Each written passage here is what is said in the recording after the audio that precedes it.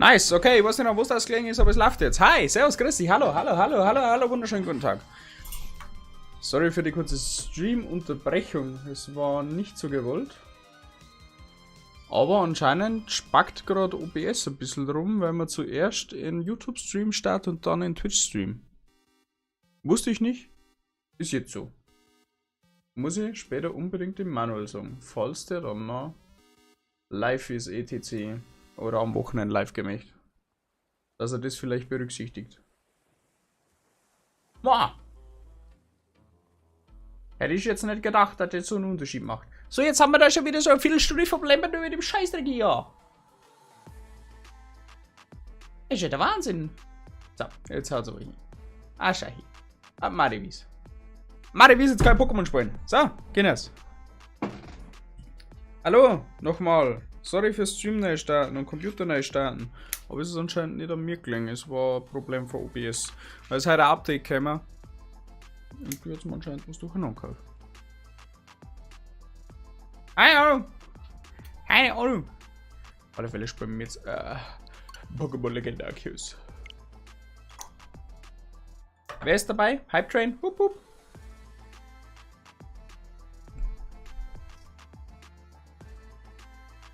Jetzt sind meine Upload-Zahlen stabil. What the fuck?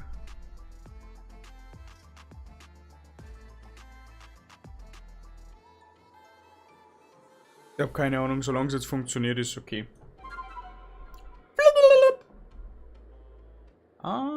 Wechseln wir jetzt gleich mal auf Streaming-Ansicht, sobald das fertig geladen hat. Da, Mucke raus. Ja, ein Pokémon-Mucke. Weißes Russland. Wollt ihr eigentlich nicht noch ein Pokémon trainieren? Weiß ich noch nicht, gell? Erst einmal dann nachschieben. Sauber ein wenig noch. So. Arbeitet den ein wenig recht. Wo hätten wir denn eigentlich hin müssen? Hallo? Hallo? Ah, Actilas besiegen. Und dann habe ich gesagt, das machen wir noch nicht, wir sollten vorher noch ein wenig trainieren. Ja, dann tun wir das auch noch. Wenn der Manuel das sagt, dann machen wir das so.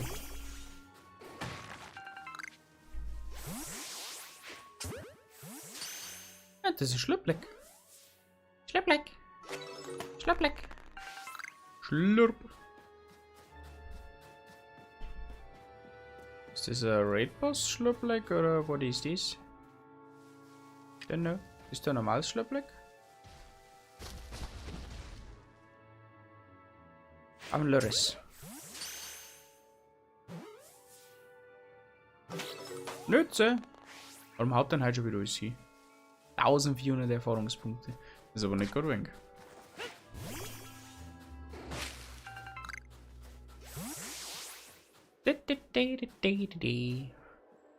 Wo geht's da hin? Hallo? Wo geht's da hin?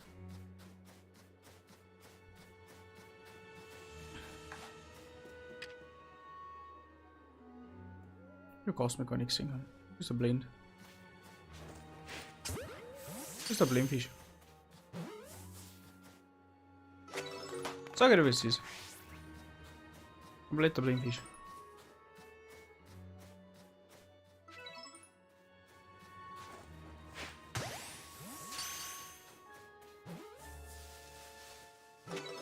Aha!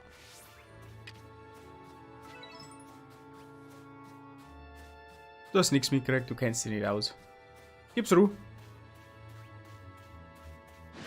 Wie? Das zählt nicht als hohes Gras? Na gut, dann nicht. Viel Spaß! Viel Spaß mit der Mutter. Mein Wurf.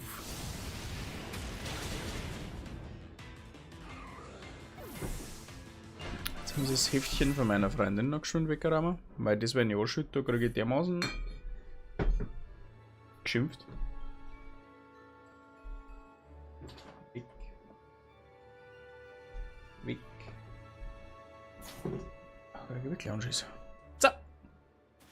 Ja, ist Lara am Desktop. Am Schreibtisch, am Desktop. Ja, ist klar, ne? Aller Zwicklopp.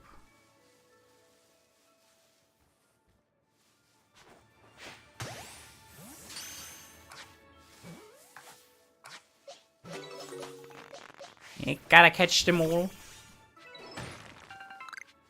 Bis jetzt haben wir alles gefangen, fällt mir gut auf.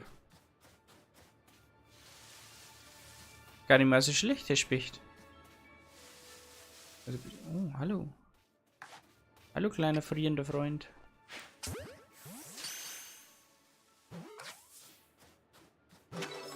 Ist noch so ein kleiner frierender Freund.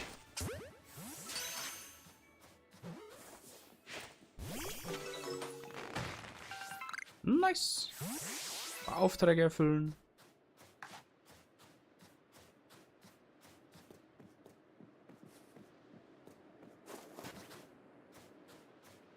Das war doch schon zu laut. Bin immer wieder verblüfft. Und dieses Pokémon-Spiel.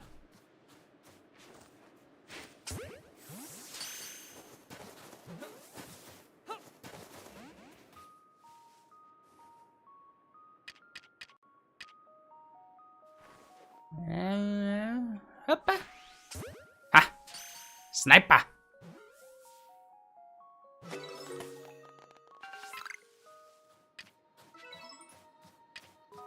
Verstehe. Shh. Kinder, wir müssen uns anschleichen. Sonst kann es uns sehen. Scheiße. Nein.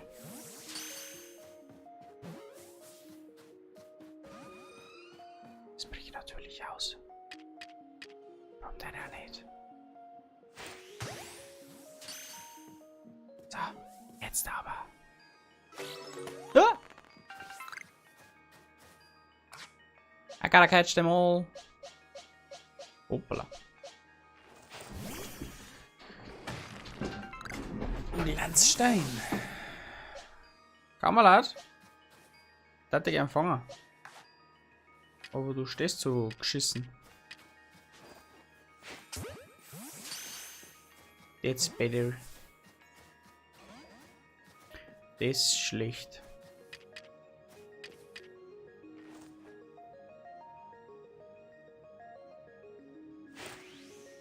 Oh no!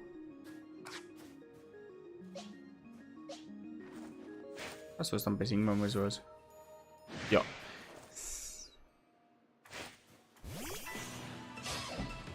Haben wir noch was besiegt, glaube ich. Einer Scheiben, das ist nur Level 23. Gut. Gut. Gut, gut, gut, gut.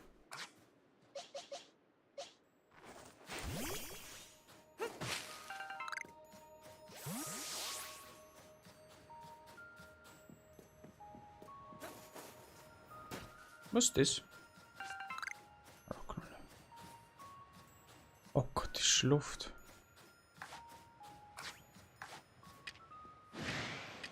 Ja, komm noch her, aber dann gib ihn Ruhe.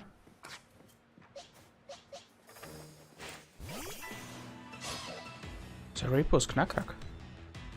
Du, die können wir nicht einfach so stehen lassen.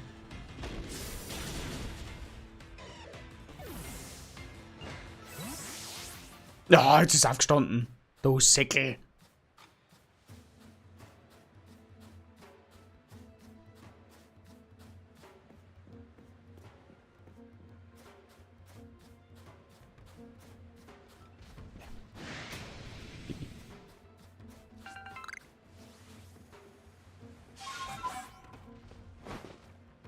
Ah, ein Schlöfei.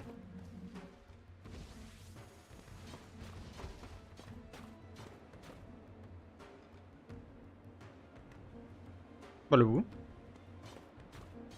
Kann er noch weiter hochlaufen? Gell? Siehst du mich nicht mehr. Scheiße gelaufen. Radio?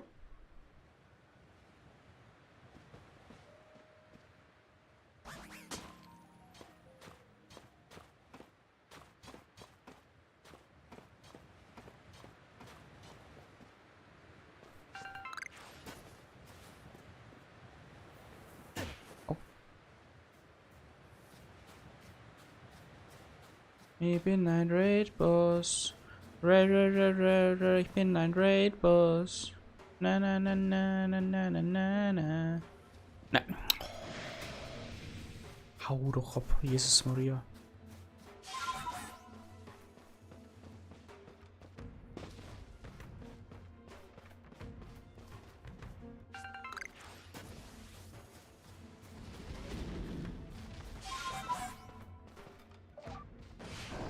Machen wir anders mal.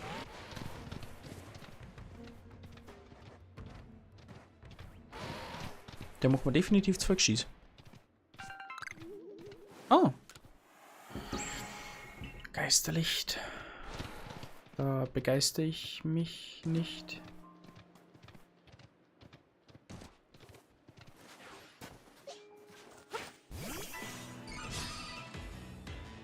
So jetzt eigentlich nicht. Oh. Okay. Ich hab gar nicht gewusst, dass da Hytera ist. Ja, genau, ich habe aber was dazu gelernt.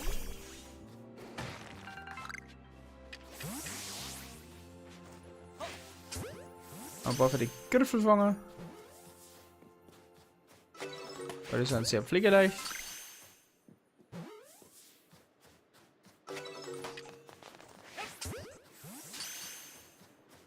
Äußerst pflegeleicht. So, Ambidifl ist jetzt wieder auch eine Geschichte. Aber dann berühren wir es einfach mal so.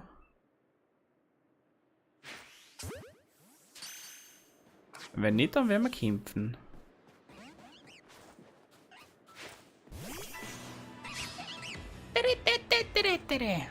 Level 61! That hurts a bit. Okay, nice, geht.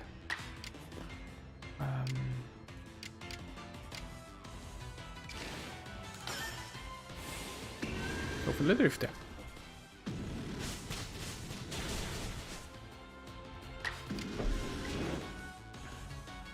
Jupp. Nein!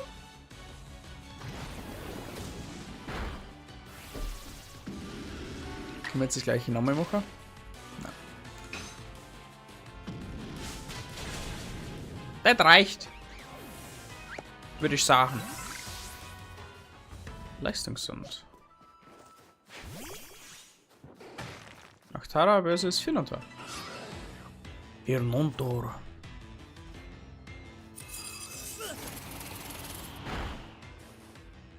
Kannte mir aus der Schussbunge.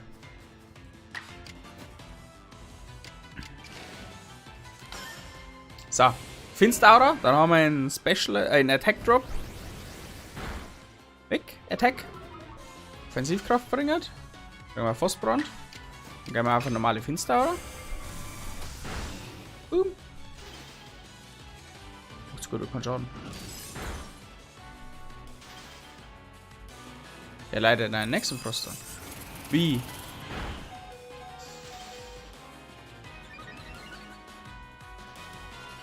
Ich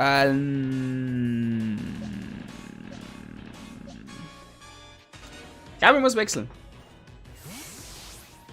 Die wilden Pokémon, die natzen die oder so. Das ist der Wahnsinn. Der Volticus wird jetzt groß für die Anzeige. Gut programmiert, Game Freak. Schön.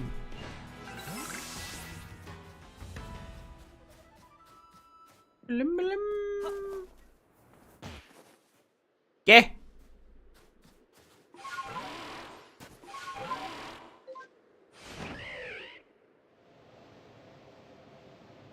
Nimm den Vogel!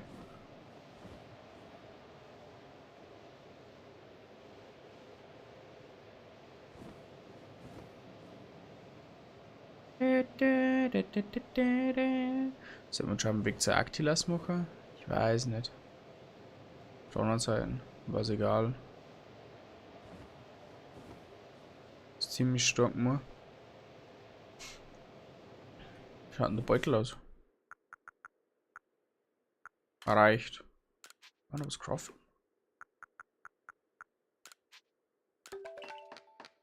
Handtrank.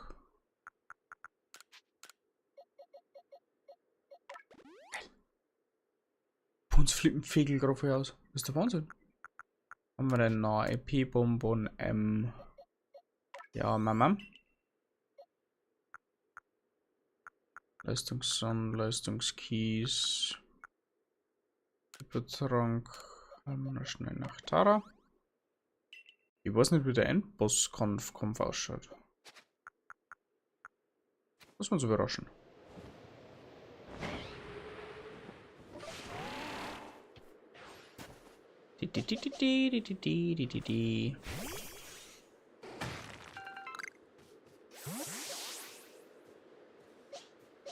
Mach mal.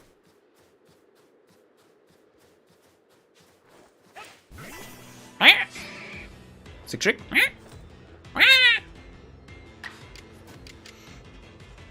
Ah,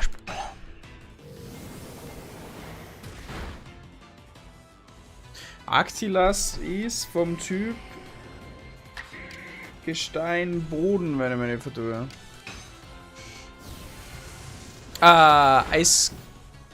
Eisgestein oder Eisboden. Egal. Machomai ist der King dagegen. Okay, Marin?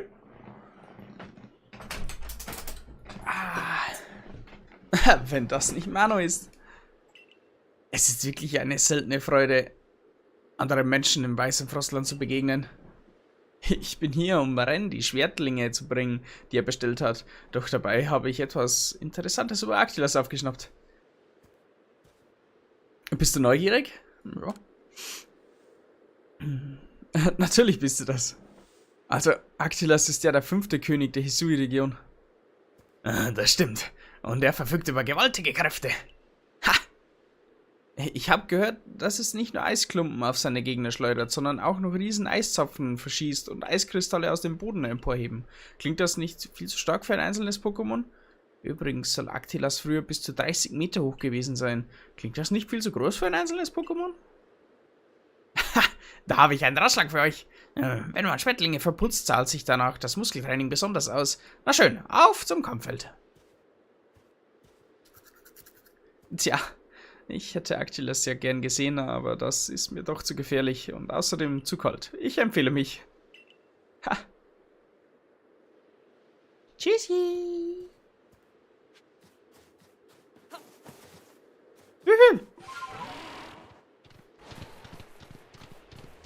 Oh, Rappers machen mal. Ja, kleine Arc-Tipps, Schnupsis. Axi-Schnupsis.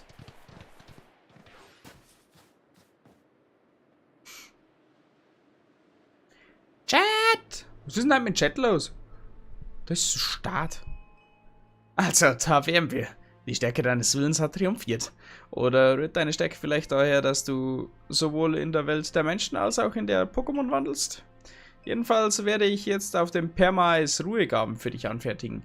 Keine Sorge, ich habe mir genau genau sagen lassen, wie das geht. Und dank meiner überwältigenden Muskelkraft wird es nicht lange dauern.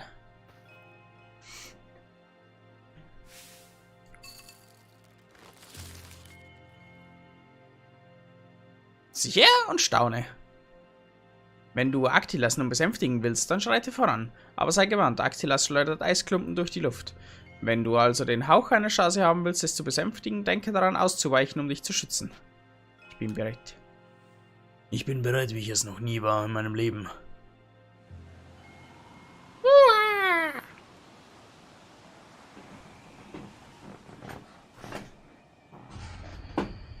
Mit die schönen Schlüpfer.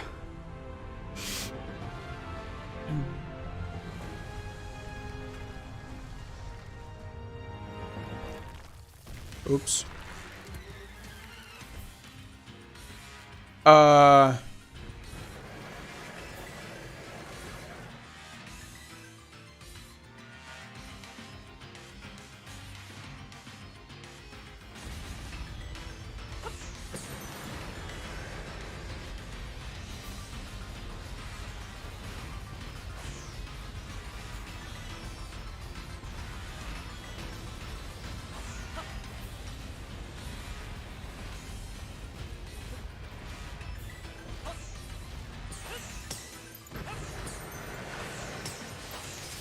Okay.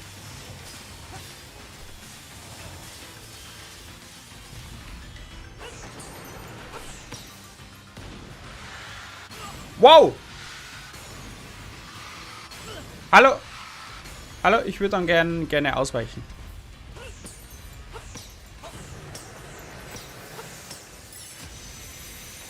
Wow! Laser-Actilas, oder was? Mach mal. Ist das Ding heavy?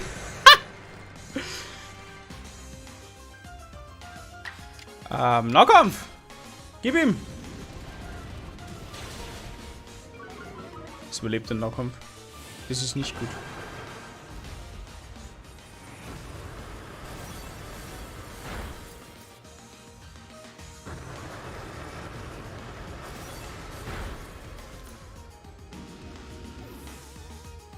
Das habe ich mir anders gewünscht.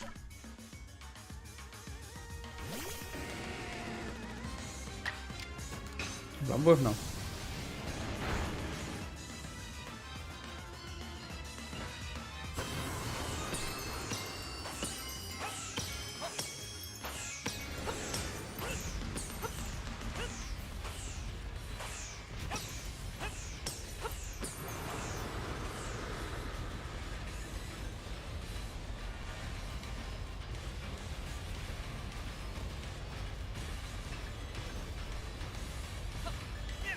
Oh no.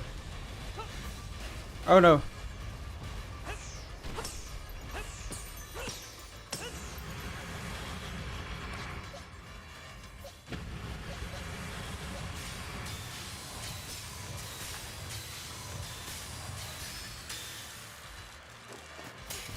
Ja, als ob. Wow.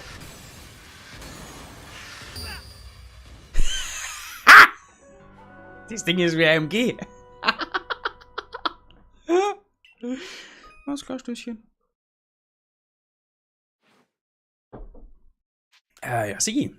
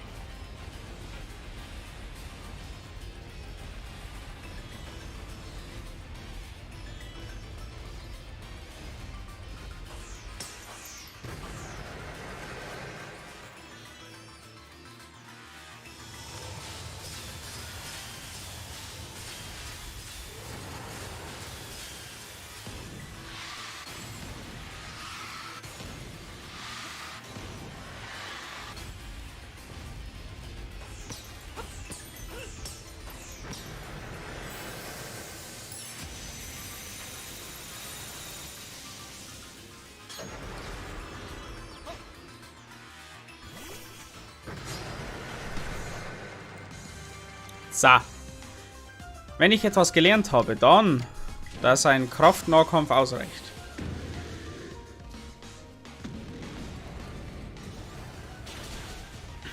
So ist es.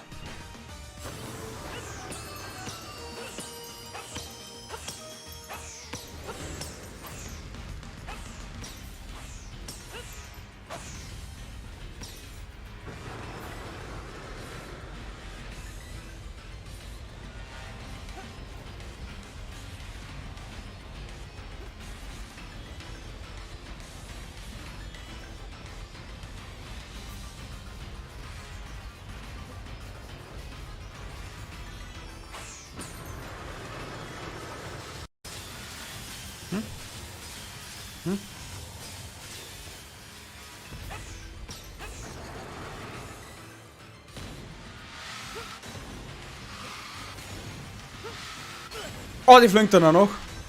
Das habe ich nicht bedacht.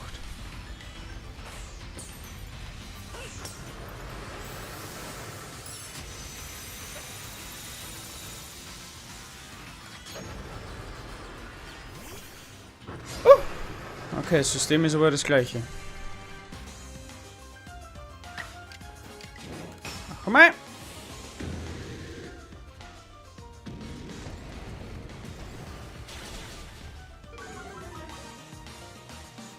Jetzt nicht so gut.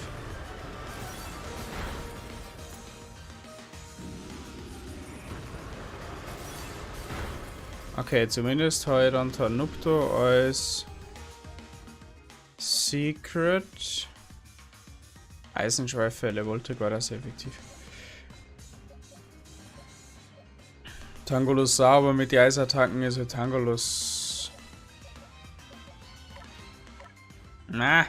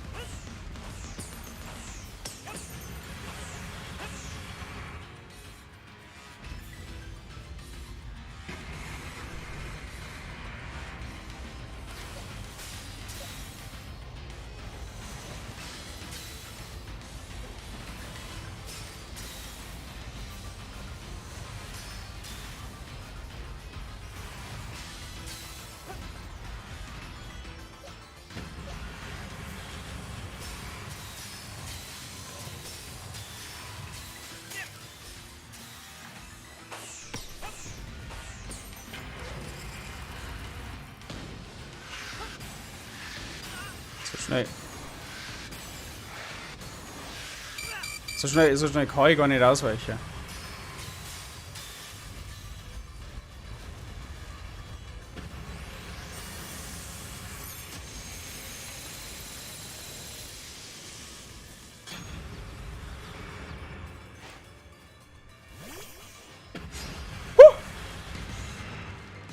Alter.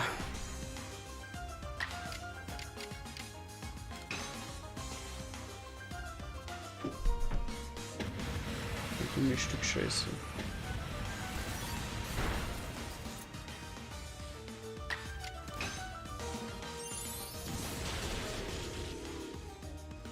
Die ist aber trotzdem tot.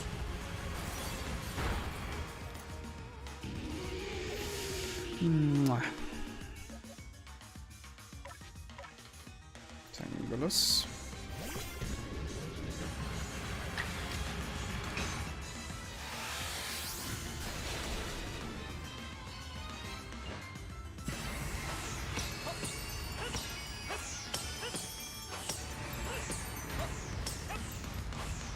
Okay, Ohrwelle muss ich noch überleben.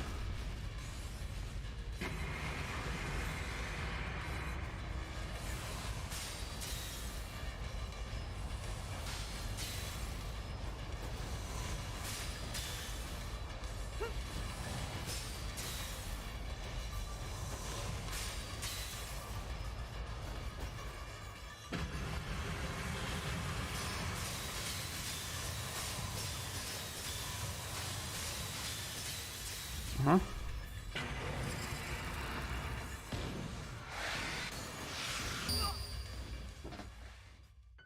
Wie?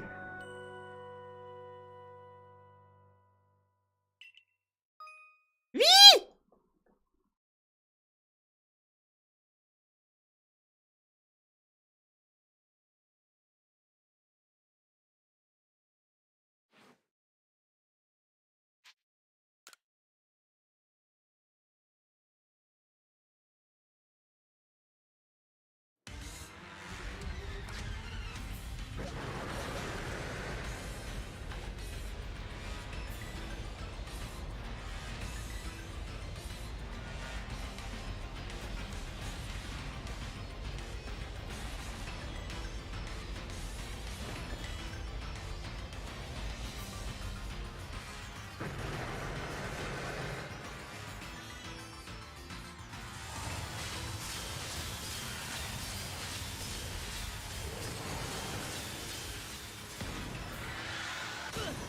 Okay, die kann man nicht so ausweichen. Das wird jetzt noch wissen.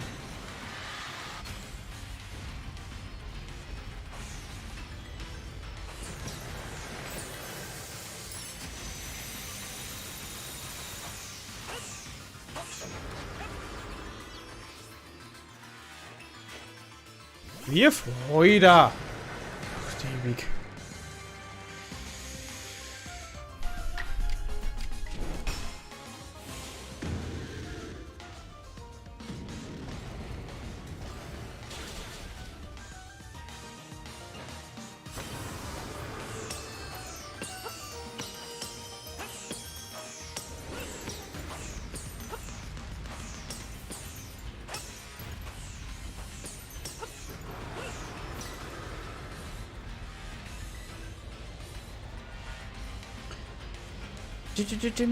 Jim.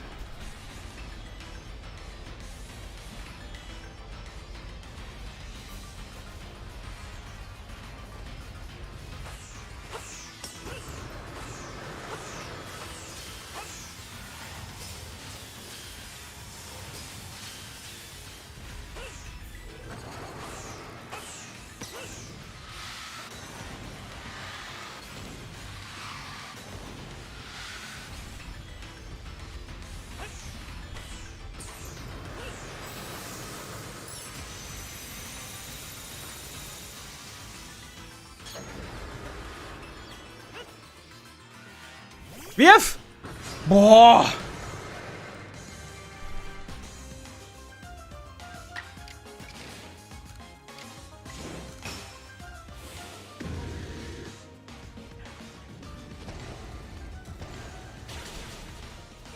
Reicht wieder nicht.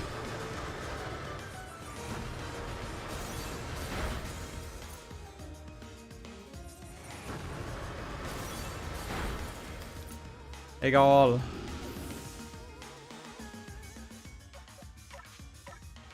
Jetzt ein Hit mit Rectangulus.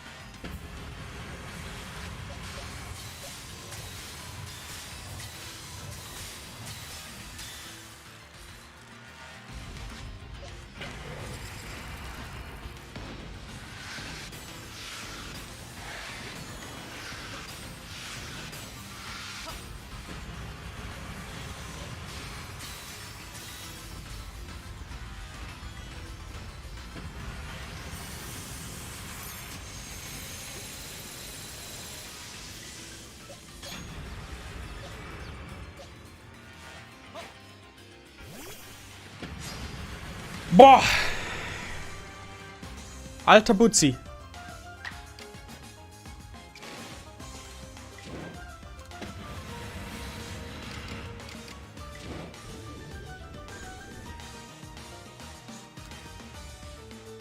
Ah! Rein! Go, go, Tangulus. Wow.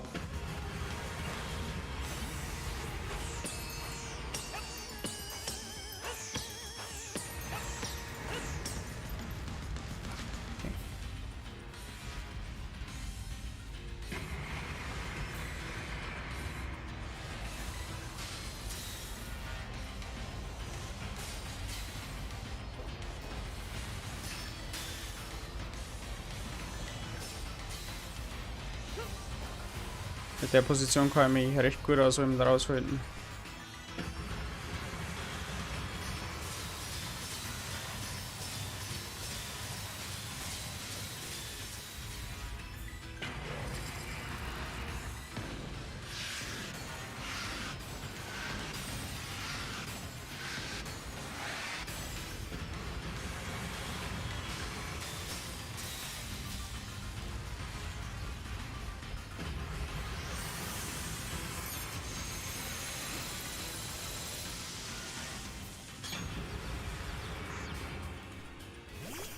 Let's go, Power Ranger!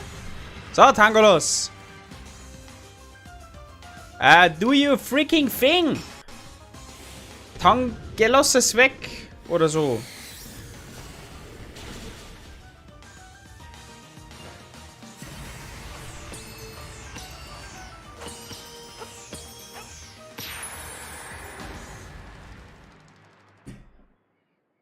Ja! The last boss.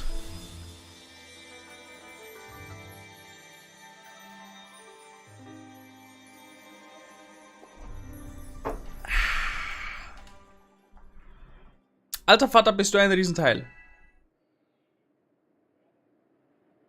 Alle haben eine Erfahrung gekriegt, das machen wir aber tot. Sad.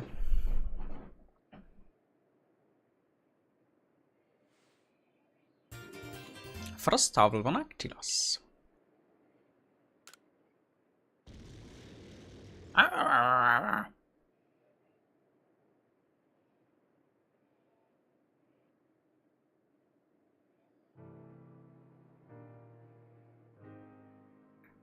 Meisterin, warum seid ihr so niedergeschlagen? Wie konnte so ein großes, mächtiges Wesen wie Actilas von einem so kleinen Menschen besänftigt werden? Was für ein Monster des Himmels ist dieser Junge? Er ist kein Monster. Er hat alles riskiert, um unseren König und Königinnen zu besänftigen. Du musst wissen, Manu, dass Meister Ren kaum etwas wichtiger ist als der Perlclan. Er glaubt von ganzem Herzen an das ehrwürdige Sinnoh. Deshalb ist er dem Austausch mit den Diamant-Clan und der Galaktik-Expedition gegenüber so unheimlich skeptisch. Er befürchtet, dass unsere Hingabe zum ehrwürdigen Sinnoh darunter leiden könnte. Aber auch das wird sich ändern. Perla? Mit Pokémon an unserer Seite können wir alle Schwierigkeiten überwinden. Das habe ich von Manu gelernt. Ich will mich auch darum bemühen, meinen Glaciola so größere Stärke zu verhelfen und so meinen Horizont noch weiter zu erweitern. Ich verstehe. Du hast dich bereits verändert, Perla. Du enttäuschst mich einfach nie, Manu. Yippie! Nun sind alle Königinnen und Könige besänftigt. Müsste sich dann nicht auch am Riss im Zeitgefüge etwas ändern? Wer weiß. Aber es kommt mir vor, als wäre der Riss ein bisschen kleiner geworden. Ja. Mir auch. Jedenfalls hoffe ich, das war's jetzt. Immerhin müssen wir uns keine Sorgen machen, falls wieder merkwürdige Blitze aus dem Riss kommen. Solange Manu da ist. Stimmt. Solange wir ihn haben, können wir beruhigt sein. Du, Perla. Ich glaube, wir sollten uns mal auf einen Kaffee treffen, hm? Meinst du wirklich? Ja. Ein Latte. Latte Macchiato. Oh ja, das wäre toll. Wir glauben zwar nicht an dasselbe ehrwürdige Sinnoh, aber mittlerweile finde ich euch Leute vom Perlplan gar nicht mehr so übel. Das fasse ich mal als ungeschenktes Kompliment auf. Wie dem auch sei. Damit werden alle Königinnen und Könige besänftigt. Ich würde sagen, wir gehen zur Expeditionsleiter Boku und sehen, ob er zu solchen guten Nachrichten sein Stirnrunzeln mal ablegen kann. Ich darf gerne noch ein wenig umeinander hupschen. Schau, weißt du. Oha. Oha. Vogel!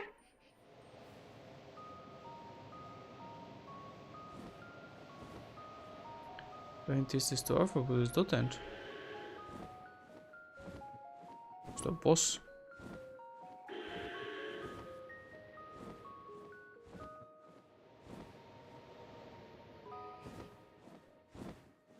Da ist noch ein Licht, aber wo soll der Boss sein? Ist noch ein Maschok? Keine Ahnung. Ah! Machomai! Hallo!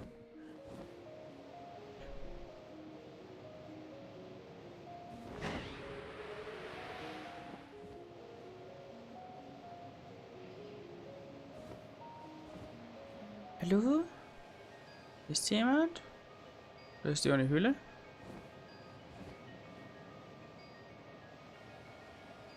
Oh, schau mal, Schnippte. Keifel. Wir da jetzt nicht mehr leveln, oder? 2, 6, 4, 6, 9, 5. Na, reicht.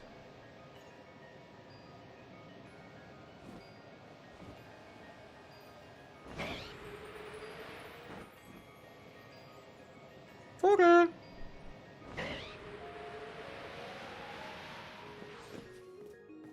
Na. Damit so schnell das Lager lagern. Sauber ein reinlagern. Ja. So. Das wollte ich nicht. So. Dies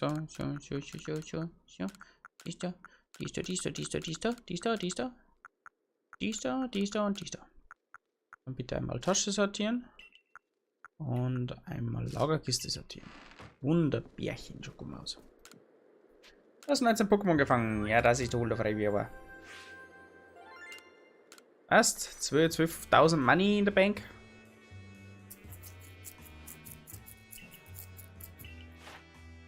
Pokédex-Einträge vollständig? Glons? Na, Glon nicht viel Level up.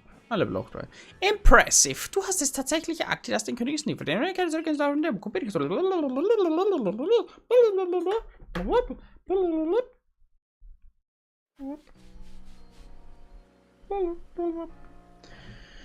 Muss man bei Getränken auffüllen. Wir hätten noch so voll kleine Missionchen offen.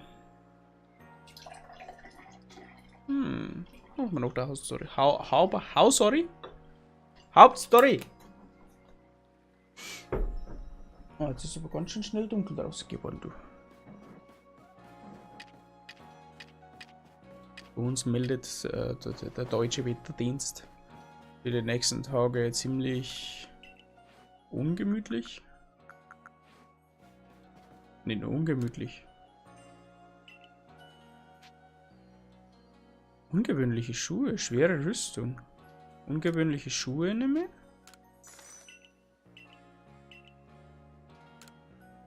Und... Ach, dann kaufen wir es. Wurscht. Schwere Rüstung ist... Ach, das ist der Schütze. Ah, ist klar. Kann man Pokémon entwickeln. Cool.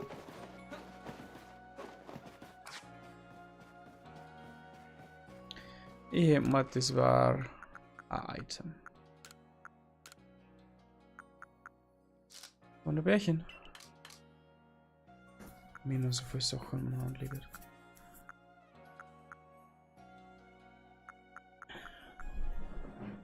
Das schaut da schon mal ganz gut aus. Hallo, Mandu! Hallo, Mandu, wie geht es Ihnen? Hallo! Sind Sie auch schon wieder da?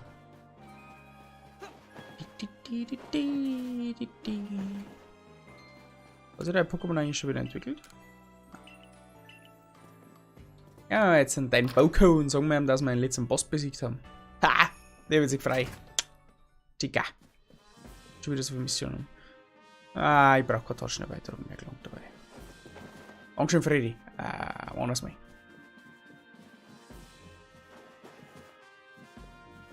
Monkey, wie geht es Ihnen? Geht's Ihnen gut?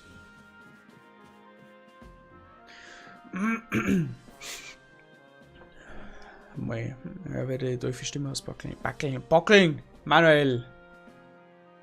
Alle Könige und Königinnen sind in Rage verfallen und du hast sie alle wieder beruhigt. Wir wissen zwar immer noch nicht, warum es zu diesem Vorfall gekommen ist, aber jetzt ist die Sache wenigstens erstmal erledigt. Fertig, oder was? Was fertig? Na, wir haben mit den Bosskämpfen fertig. Was jetzt dann danach kommt, keine Ahnung. Ja, kein Let's Play mehr geschaut. Fertig, ganz fertig haben wir noch nicht. Und ein mysteriöses Auftauchen aus dem Riss im Raumzeitgefüge hat die Sui Frieden gebracht. Morgen beginnt endlich wieder der normale Alltag. Stärke dich in der heißen Kost und ruh dich aus. Bis die Galaktik-Expedition in Sui unbeschwert lieben kann, hat der Forschungstrupp noch eine Weile zu tun.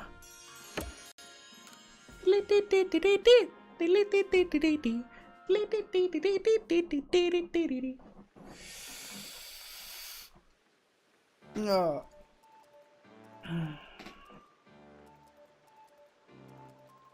Du kannst gleich noch ein paar Portionen Kartoffelmochi zubereiten, Mebishi.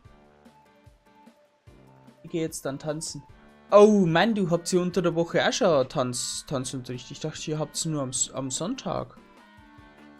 You are verbluffing me. Wie kommt's? Wenn du sonst noch was Leckeres anzubieten hast, kannst du es auch gleich mitbringen.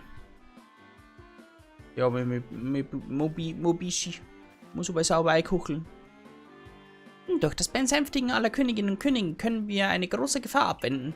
Jetzt müssen wir beim Forschen nur noch auf die normalen Willen-Pokémon achten. Ich hatte zwar daran gezweifelt, dass wir Arctilas wirklich besänftigen müssen, obwohl es niemandem etwas getan hatte, aber ich bin froh darüber, dass sich als Resultat nun alle sicher fühlen können. Ja, Privatunterricht zu zweit. Ah, I see what you did there. Sie wollen Fortschritte machen. Ich verstehe das. Wäre Manu nie vom Himmel gefallen, würden uns Königinnen und Könige in ihrer Rage vielleicht immer noch angreifen. Aber davon mal abgesehen, was hat es wohl mit dem Riss im Raumzeitgefüge wirklich auf sich? Was müssen wir tun, damit er verschwindet? Oh Moment, wenn er sich schließen würde, könnte Manu nicht mehr nach Hause zurück, oder? Ich weiß es nicht. Dem werden wir nachgehen. Außerdem hast du mit Jubeldorf immer einen Ort, an dem du bleiben kannst, Manu. Na dann, morgen geht's wieder frisch ans Werk. Immerhin haben wir vom Forschungstrupp uns alle das Ziel gesetzt, den Pokédex zu vervollständigen. Da haben Sie recht, wir werden es auch erreichen. Ich könnte Manu dabei vielleicht einfach als Assistentin zur Hand gehen. Assistentin? Lumina, du bist doch selbst ein vollwertiges Mitglied des Forschungstrupps. Oh, vielen Dank, Herr Professor. Dann wollen wir mal reichlich zu mir nehmen, damit ich morgen wieder voller Energie bin. Sauber einauschen, Kinders. Sauber einauschen. Voll Spaß beim Tanzunterricht, lieber Mandu, wenn du dann fort bist. Winke, winke.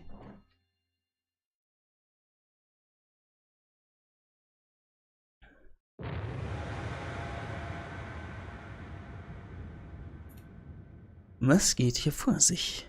Das und vieles mehr erfahren Sie in der nächsten Folge von... Na, Spaß.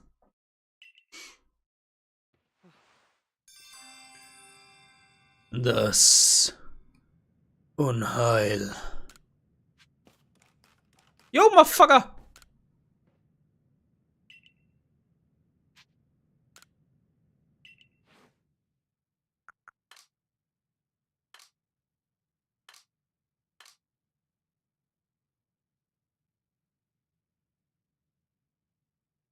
Ja, werden wir haben die Nachbarn Freitag bestimmt? Was meinst du? Die Nachbarn Freitag bestimmt?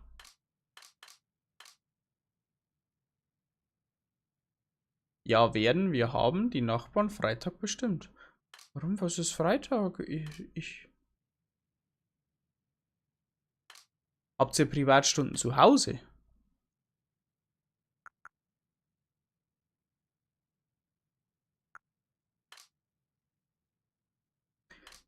Wo ist mein Rotham? Da ist...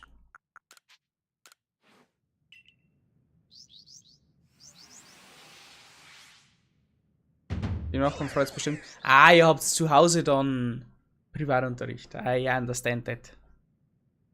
Ah, ist ja cool. Passt. Rotham hat die Form geändert. Wir haben jetzt eine Waschmaschine Rotham. Hat Hydropumpe erlernt. Haben wir noch mehr so Maschinennummern anstatt? Nein, wir haben jetzt dabei nur das.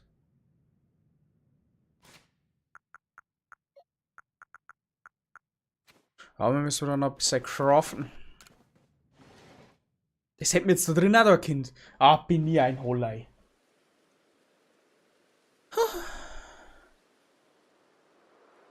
Ja, ohne Lehrer. Nennt man Fleißaufgabe oder auch nur Spaß daran. Passt. Wunderbar. Quasi, ihr macht's einfach zu Hause ein bisschen üben. Das ist gut. Das ist gut, wenn man ein bisschen üben tut. Das schadet nicht. Besonders, ihr habt jetzt dann 6-mal Unterricht und dann ja wieder ganze Zeit nicht. Da muss man zwischendurch aber wieder ein bisschen. You know what I mean?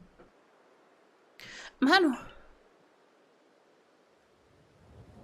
Ah shit, here I go again.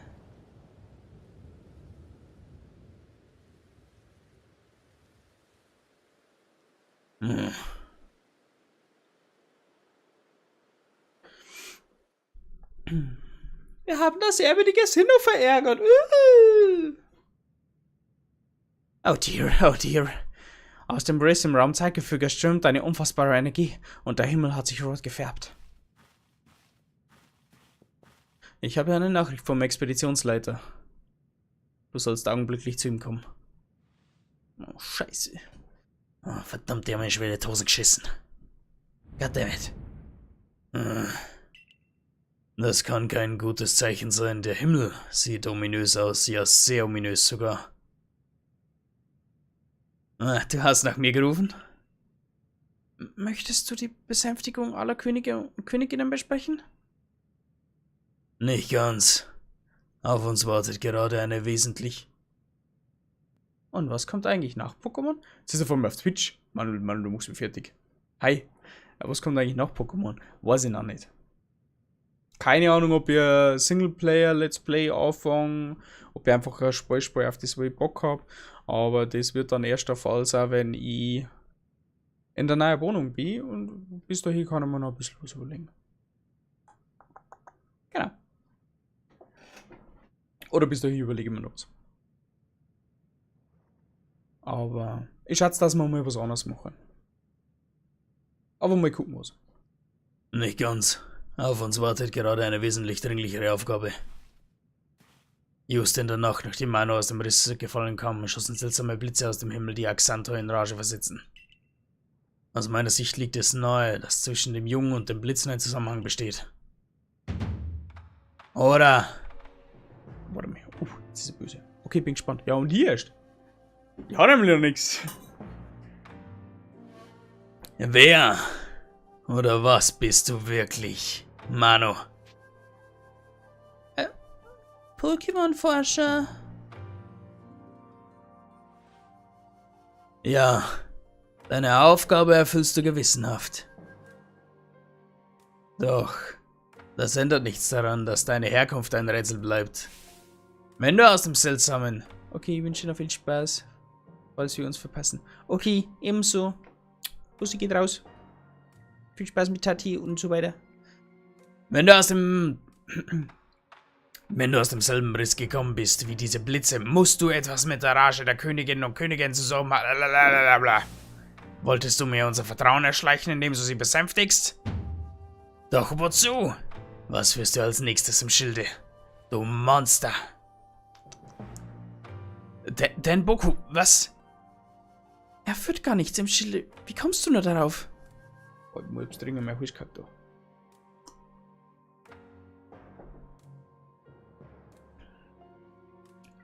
Genau. Du glaubst du denn wirklich, dass Mano überhaupt die Macht besitzt, solch schreckliche Kräfte zu entfesseln? Könnt ihr wirklich mit absoluter Sicherheit sagen, dass er unschuldig ist? Immerhin kam er aus einem Riss im Raumzeitgefüge. Wer kann dafür garantieren, dass er uns die Wahrheit erzählt? Möglicherweise ist er gar nicht der, für den er das sich ausgibt. Was ist... Aber das ist doch absurd. Natürlich kann keiner von jeden Zweifel an Mano aus dieser Welt schaffen. Ich finde das ihm gegenüber nicht gerecht. Was soll Mano denn bitte tun, um sich unser Vertrauen zu verdienen? Ganz einfach. Gebt ihm die Gelegenheit, sich durch eine Forschungsmission zu beweisen. Diese wird er nicht als Mitglied der Galaktik-Expedition beschreiten, sondern alleine. Unter den Bewohnern von Jubeldorf sind viele, die dir nicht über den Weg trauen. Solange du diese Zweifel nicht aus dem Weg geräumt hast, können wir uns es nicht leisten, diese als Mitglied der Expedition zu behalten. Deshalb entlasse ich dich hiermit offiziell aus deinem Dienst. Du bist, bis du erklären kannst, warum dieses Unheil über uns hereingebrochen ist. Nein, du bist es vollständig abgewendet hast und deine Unschuld überzeugend nachgewiesen hast, bist du in Jubeldorf nicht mehr willkommen. Haben wir uns verstanden, Salentis? Celestis, Entschuldigung. Jawohl. Wie herzlos. Habt ihr wirklich so wenig Vertrauen in Mano? Es nützt nichts, ihn in Schutz zu nehmen. Ich erfülle hier meine Pflicht als Leiter der Galaktik-Expedition. Ich erkenne an, dass du uns etliche Dienste erwiesen hast. Daher gestatte ich es, dass du das Dorf aus eigenen Stücken verlässt, anstatt gleich hier in Ketten gelegt zu werden. Wuhu! So ein richtig gut drauf. Geschmeidiger Dude. Bene. Du wirst aus dem Dorf verbannt? Was? Warum? Die Entscheidung ist gefallen. Gehen wir. Hier entlang. Hallo? Delfina? Hallo? Delfi? Hallo? Delfi? Hallo? Delfi? Ist Hausi? Hausi? Hausi? Ja, okay. Inventaki ist die? Hallo? Ich kann's nicht glauben. Kein Wunder, er ist schließlich vom Himmel gefallen.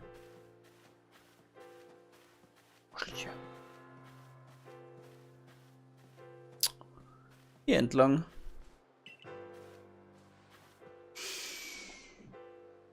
Boah, meine Stimme. Hier müssen sich eure Wege trennen.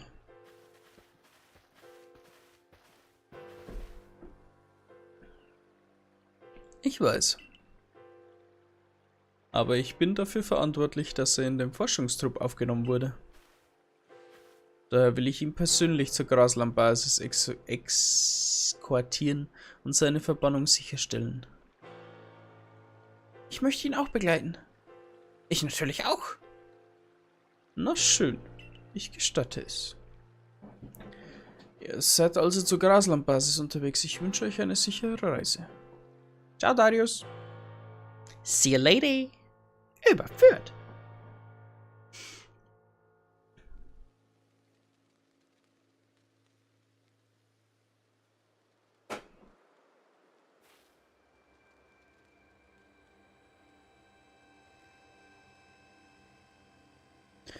Kaum zu glauben, dass der Boss so ungerecht zu dir ist. Du hast die Könige und Königinnen doch nur besänftigt, weil es dir aufgetragen wurde. Ja, genau. Nur weil du aus dem Himmel gefallen bist, verfügst du noch lange nicht über die Kraft, ihn komplett rot zu färben. Das ist eine absurde und unwissenschaftliche Schlussfolgerung. Als Wissenschaftler muss ich diese Entscheidung deutlich kritisieren. Ich denke, ihr tätet besser daran, euch nicht weiter einzumischen. Wenn ihr ebenfalls in Schwierigkeiten geratet, weil ihr Manu in Schutz nehmt, wäre damit niemandem geholfen. Hey, ja, jetzt war schon Quille, fliegt da einfach drüber, das kriegen wir schon, tun Sie dich nicht runter. Allerdings gibt es da noch andere, die dir zu Dank verpflichtet sind und vielleicht helfen können. Diamond, Perla beispielsweise. Ja, aber vielleicht könnten wir der Diamant-Clan oder der Pell-Clan dich aufnehmen. Dia und Perla sind allerdings schon wieder in ihre Siedlungen zurückgekehrt. Vielleicht solltest du fürs Erste bei Topin vorbeischauen. Er ist bestimmt wie üblich beim Baumriesenkampffeld. Du darfst da draußen nicht sterben. Das ist ein Befehl. Ich stelle dir alles zur Verfügung, was du für deine Forschungen brauchst. Hör zu. Du wirst dich daran gewöhnen müssen, den Argwohn anderer genauso zu ertragen wie ihre Bewunderung. Du hast keine Kontrolle über ihre Taten oder Gefühle. Wichtig ist, dass du deinen eigenen Werten treu bleibst. Lebensweisheiten mit Celestis. Was wird nun aus meinem Traum, von dem ich dir damals am Strand des Aufbruchs erzählt habe? Ohne dich wird die Vervollständigung des Pokédex nie Wirklichkeit. Ja, ich würde sagen, wir hupfen jetzt erst einmal zum Topin. Beziehungsweise wir jetzt erst einmal Items erstellen. Tagtrank. Was geht denn uns? Wir haben überhaupt keinen Fittlauch mehr? Ja, ist sehr gut, dass wir da ein wenig umeinander schnupsen. Hoppa.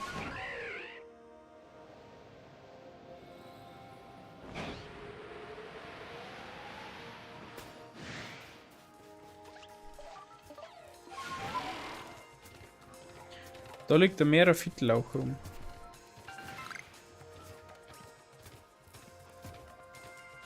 Da hat mir nämlich gerne schon so tränkemäßig noch gerne ein bisschen eindecken. Wie das says. Sterol Lilies.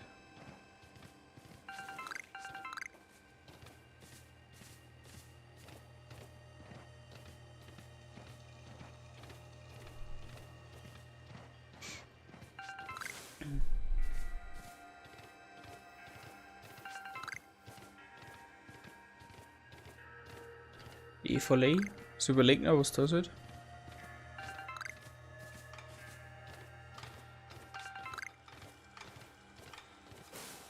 Was ist denn mit dem los?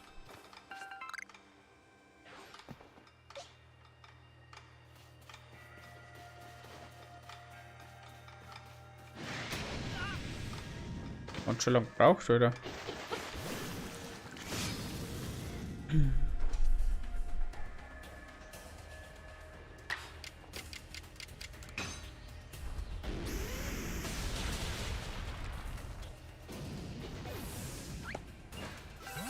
Einfach so. Aus der Hosen aus.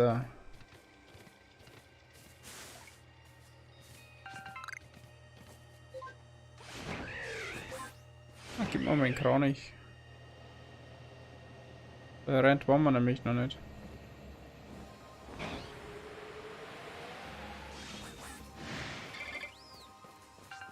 Mutterpille, was hupft da noch? Pilippa. Ah, Papinella. Papinella! Gut programmiert, nice.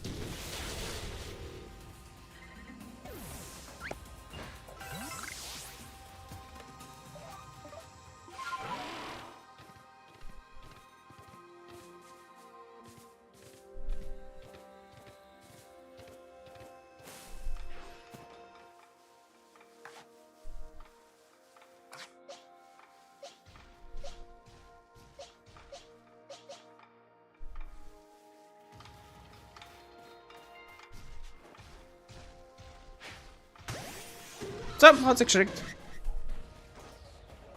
Level 45.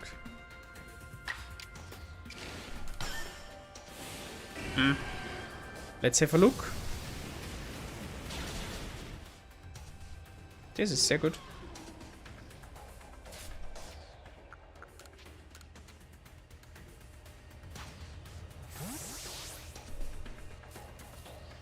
Ein Boss-Skaraborn können wir gerne noch fangen. Die ganze gute Musik ist wie trist, dass er famös ist.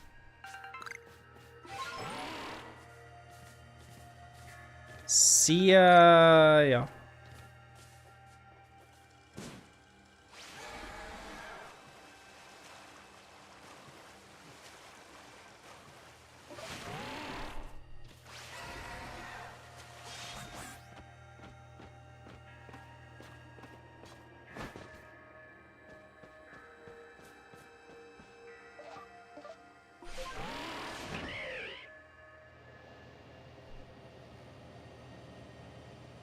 Wasserquell.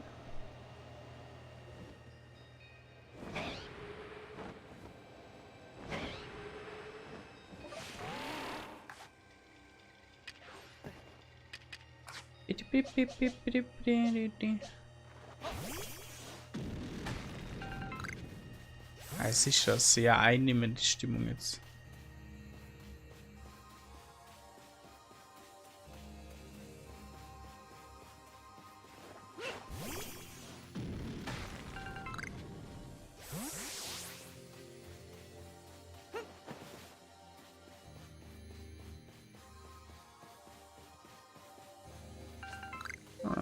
Washer Queen.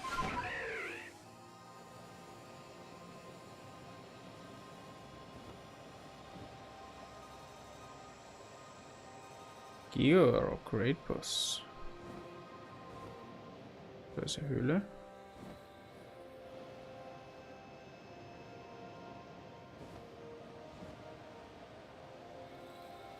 Raid Boss Haitaira. Das kann ziemlich viele Erfahrungspunkte bringen.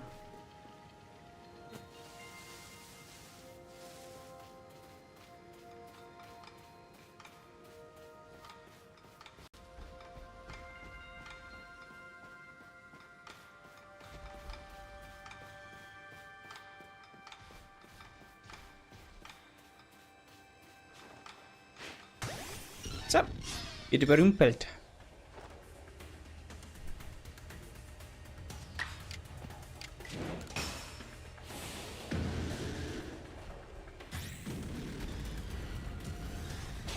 Reicht es? Reicht! Nice. Das bringt ziemlich viele Erfahrungspunkte.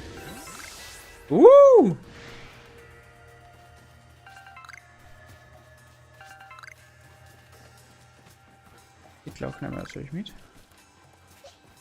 Was willst du, Brudi? Brudi, was willst du?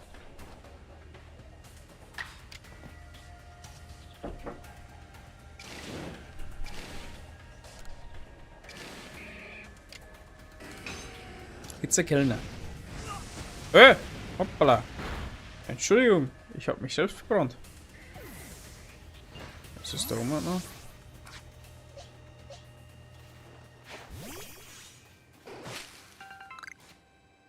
Was ist das? Na, von Sachen. Dankespunkte gekriegt. Es ist ja wunderprächtig.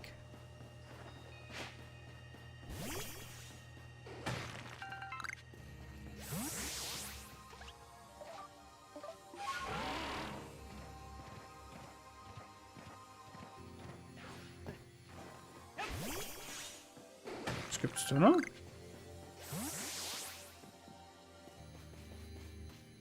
Fuck, wie groß ist das Gebiet noch?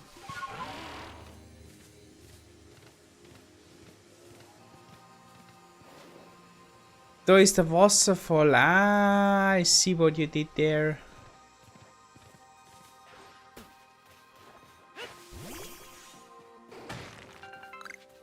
Nehmen wir noch alles mit, das kann man auch brauchen. Maschok. Maschok!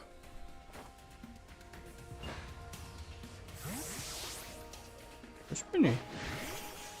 Ich glaube, da wir die nicht mehr lang haben. Okay. Uck.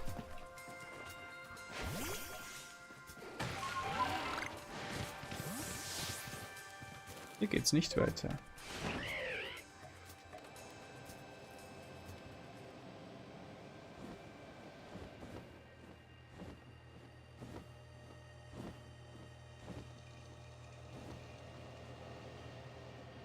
Das Setting, das macht mir ein bisschen nervös.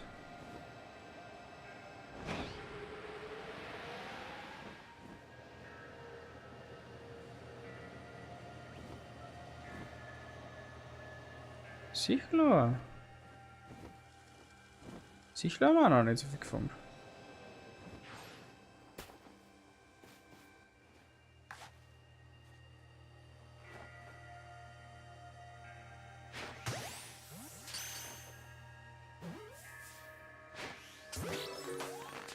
Schau, das erste, ha!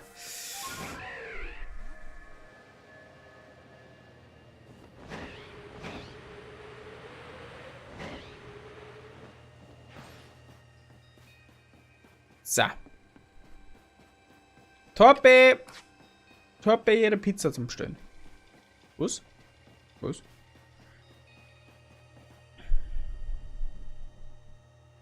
Du, was hast du da angerichtet? Sieh nur, wie groß der Riss ist jetzt. Licia, aus diesem gigantischen Riss könnten bestimmt jedes einzelne Pokémon Hisui in Rage versetzen. Der ganze Perlkern steckt gerade Kopf. Wir hätten wissen müssen, dass nichts, was vom Himmel heruntergefallen kommt, ein gutes Omen sein kann. Brauche ich deine Hilfe? Du willst, dass ich dir helfe? Das würde ich ja gerne, aber damit könnte ich Perla große Probleme bereiten. Du hast mir geholfen, als ich Axantha besänftigt hast. Ich wünschte, dafür könnte ich mich jetzt kenntlich zeigen, aber allein vermag ich nichts zu bewirken. Vielleicht kann Jona mehr für dich tun. Sie ist doch sonst so hilfsbereit.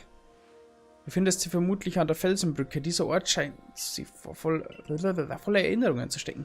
Irgendwo in der Weite von Hisui wirst du sicher einen Platz für dich finden. Ja, ist halt fertig.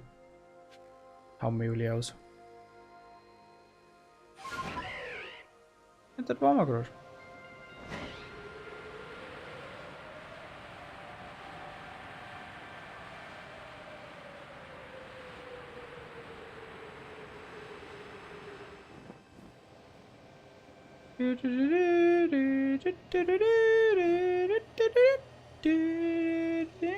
Oh, Pichu. Pichu und Pikachu. Pichu haben wir noch nicht. Runter! Die Mission muss kurzerhand unterbrochen werden.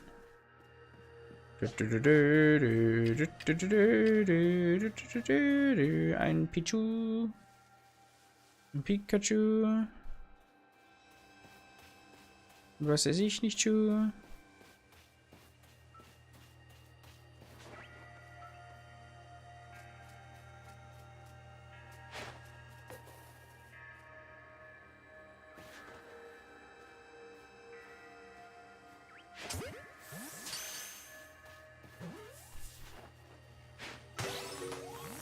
So. Mehr wollte ich eigentlich schon wieder gar nicht. Pikachu und Pichu sind wieder dabei. Ja, tschüss. Tschüss. Tschüss.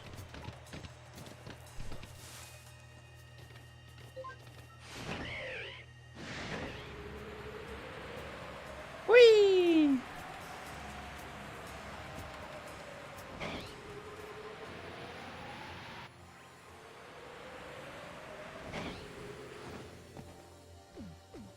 Das ist auch cool. Der Himmel. Was für ein Anblick. Ich bezweifle, dass es jemanden gibt, den dieser ominöse Blick nicht aus der Bahn wirft. Was geht hier nur vor sich? Ich weiß es nicht. Natürlich, momentan hat wohl niemand eine Antwort. Unser Anführer hat mir von deiner Lage erzählt. Du kannst nicht mehr nach Jubeldorf zurück, richtig? Leider muss ich dir sagen, dass auch schon dir mein Clan dir nicht helfen kann.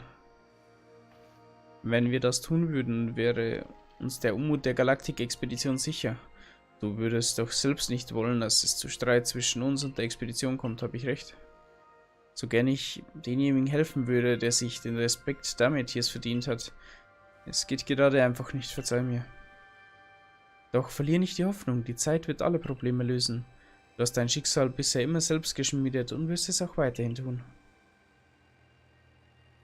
Ja gut! Alter! Ja, ich muss da jetzt rein Krater hin. Viech, Alter.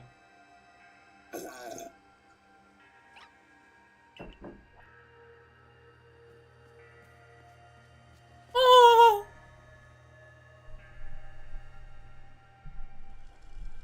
Scheinux mich begrüßen. Ist die süß?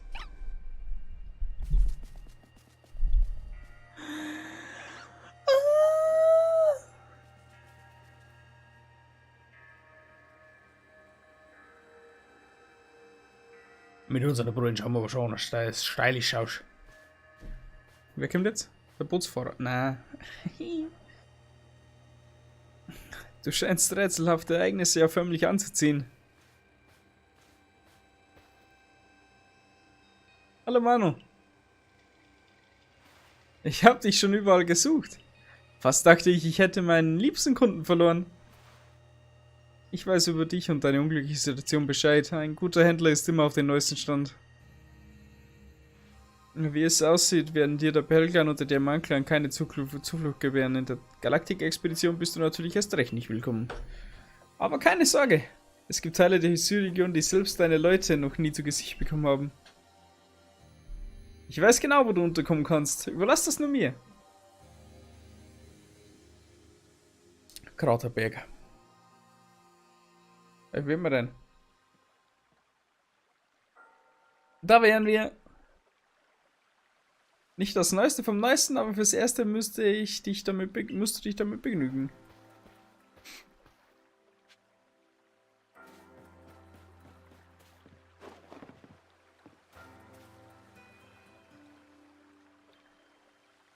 Du bist wieder hier, um deine Pflichten zu vernachlässigen?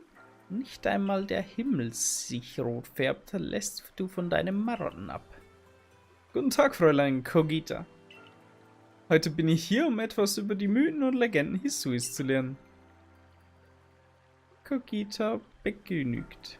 Und wen hast du da mitgebracht? Niemand geringeren als den, über den gerade alle reden. Manu. Er war es, der in Rage geratenen Könige und Königinnen besänftigt hat. Die arme Seele, von der du mir erzählt hast, nicht wahr? Verloren in Raum und Zeit. Deinetwegen scheint meine Pflicht endlich bald ihr Ende zu finden, Verlorener. Lona? Der Riss im Raumzeitgefüge muss geschlossen werden, sonst geraten Raum und Zeit aus dem Gleichgewicht. Dieses Desaster zu verhindern ist deine Aufgabe, Verlorener. Das wird ein längeres Gespräch. Warum kommst du nicht in mein bescheidenes Heim? Hallo, Gabi. Kräuterhexe, hä? Chica. Es heißt, der Riss im Raumzeitgefüge verbinde unzählige Dimensionen miteinander und in einer von ihnen, weit hinter dem Riss, verweilt das ewige Sinnoh. Diamantclan? Von Vergangenheit und Zukunft erstreckt sich Zeit, in alle Richtungen erstreckt sich Raum.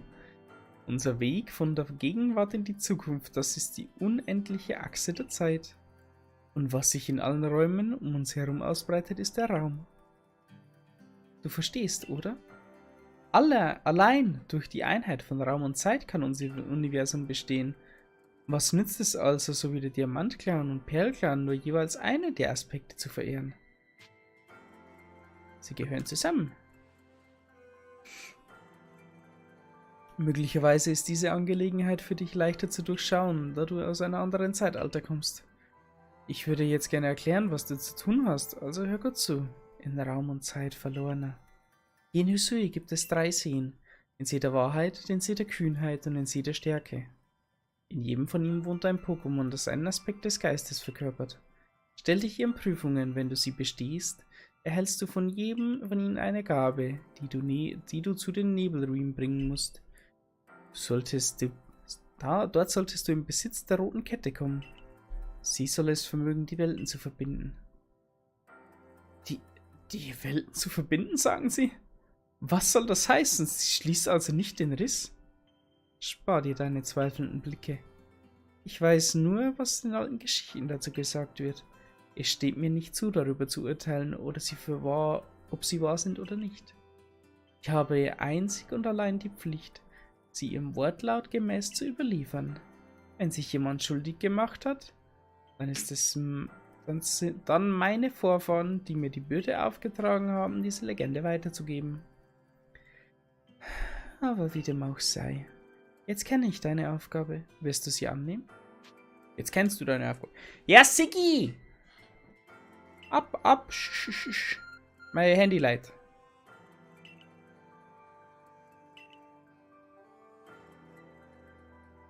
Bei Fräulein Kogitas Behausung gibt es übrigens eine Werkbank, die du benutzen kannst. Falls dir an Materialien mangelt, biete ich dir gerne eine meiner Handelswaren an. Zu richtigen Preis, versteht sich. Hi guys, missing the Kinodas Pokémon to get Chroma Jam can only help me. No, sorry guy. Sorry dude. That's not... I can't help you. But you can stay in the stream, yeah? Have a little bit of fun with Pokemon, you know? But sorry, I can't give you the Pokemon you need. Dir gerne einige meiner Handelswaren an, zum richtigen Preis, versteht sich. Kann ich rasten? Ja, freilich, kurz Schluft. Aber? Na nu, dieser Ruf eben. Thanks, no problem. See you later. Or see you soon.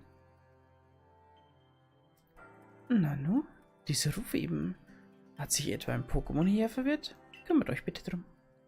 Schon recht. Gehen wir, Mano.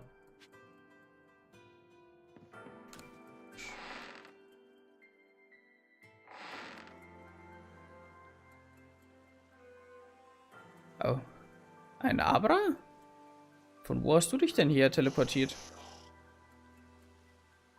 Hat es einen Brief? Er ist für dich, Mano. Mano.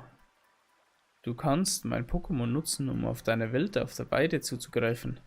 Außerdem habe ich dafür gesorgt, dass dir die Basislager weiterhin zur Verfügung stehen. Ich vertraue darauf, dass du nach deinen hervorragenden Leistungen als Mitglied des Forschungstrupps auch diese extraordinäre Situation schnell bewältigen wirst. Celestis, Kommandantin der Forschungsgruppe. Celestis, du gute Ude!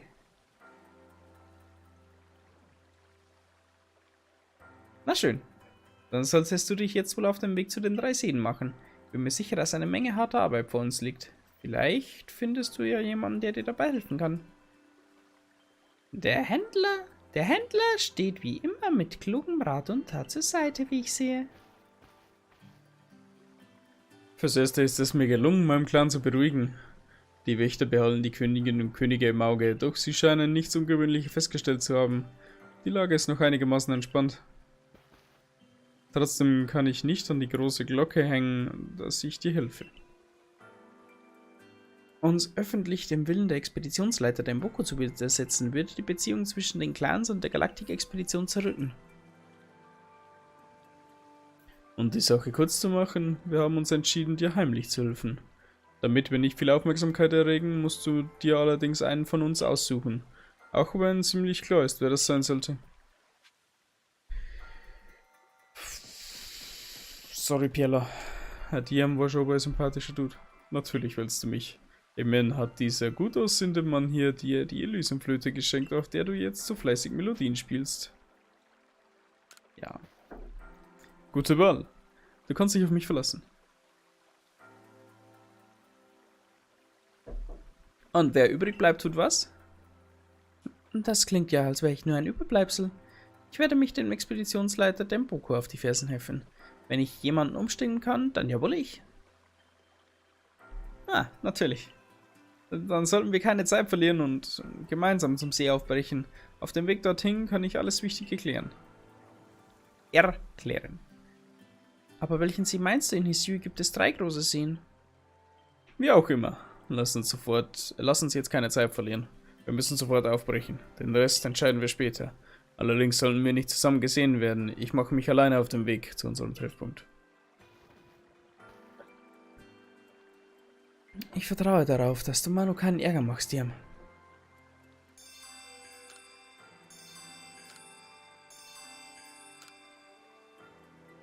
Nice! Apropos Craften. Trankies?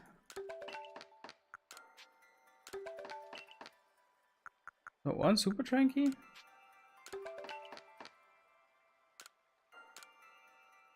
Oh, wow. Da können wir einen Hafertop-Tranky machen.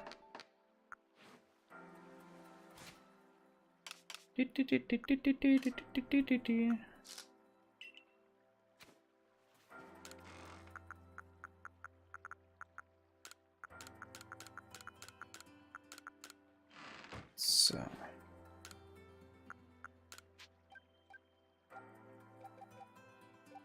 Machen wir nochmal 14.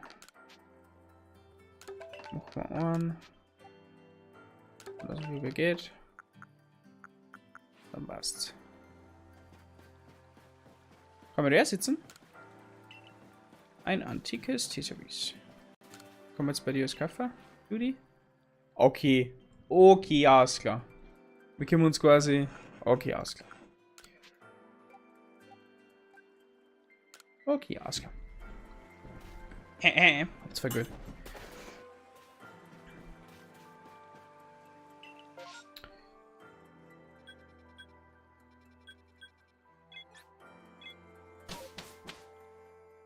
Auslandball. Kloppen wir jetzt mal noch die 3 Seen noch.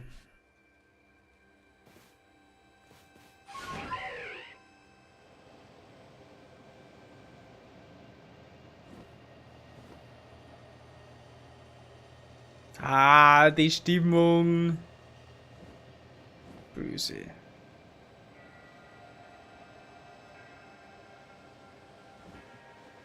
Da funkelt sie wohl ein bisschen. Sollen wir das noch mitnehmen?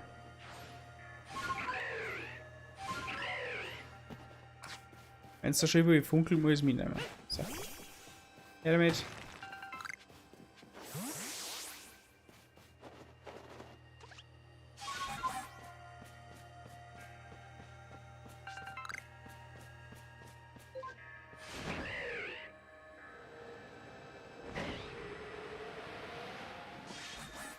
Ja, damit.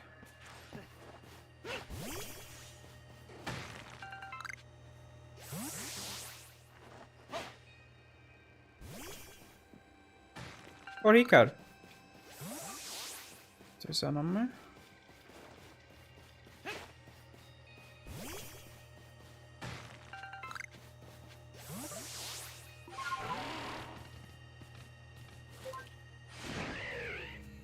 Luxtras? Ja, nee, ist klar.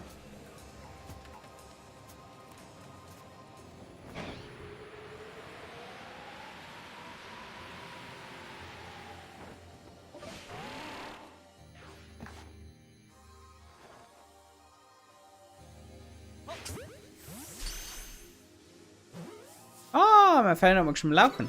Leute, bevor wir zum ersten Sieg gehen, machen wir schon Pause. Bis gleich. Tschüss.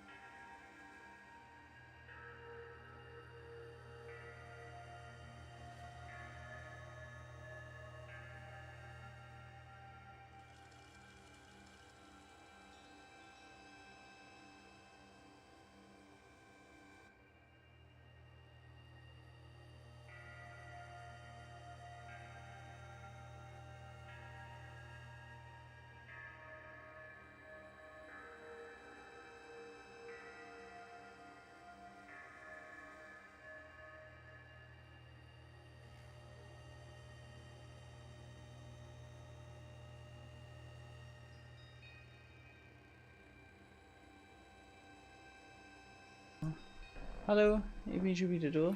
Grüezi, wie geht es Ihnen? Mir geht's gut. Ich brauche unbedingt noch ein bisschen was zu trinken. Better is out. Sinks.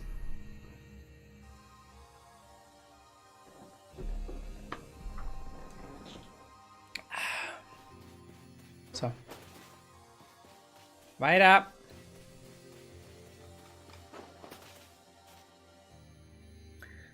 Hier soll früher einmal ein Vulkan existiert haben. Als er ausbrach, entstand ein riesiger Krater, in dem sich mit der Zeit Wasser ansammelte. Und so wurde der See der Wahrheit geboren. Ah. Das Pokémon Vesprit wachte über diesen See. Als es flog, lernten die Menschen das Glück und die Trauer des Lebens kennen. Zumindest erzählt man sich das.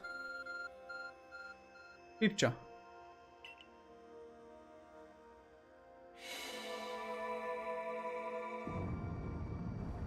I don't know that.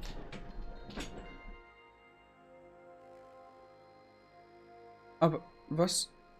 Eben war diese Höhle noch nicht da. Ist das also dieses Arceus-Phone, von dem der Professor erzählt hat? Gehen wir mal. Fräulein Kogita sagte, dass du dem Pokémon, die über diesen See wachen, deine Stärke beweisen musst. Das klingt, als stünde dir eine Herausforderung bevor. Ja, da freue ich mich aber. Vesprit ist ein Psycho-Pokémon. Ja, wir nach Tara rein. Boah, ich hab den Rosen.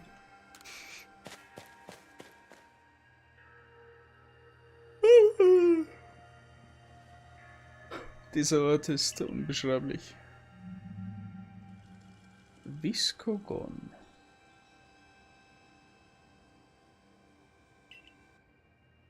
Du musst kämpfen, Manu. Das Pokémon des Sees will dich damit bestimmt auf die Probe stellen.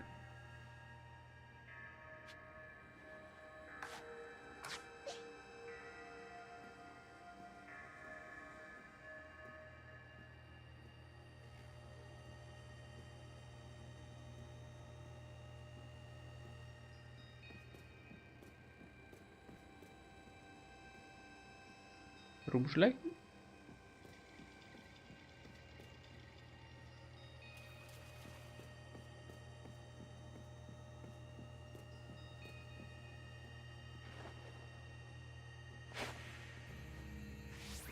Ja. Ich dachte, es ging. Okay, let's go. Level 100 oder so?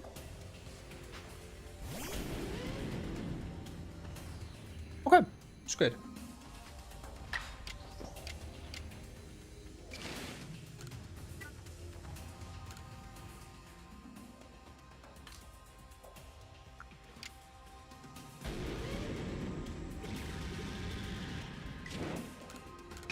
Ja, aber normale Metallklar. Doch klar.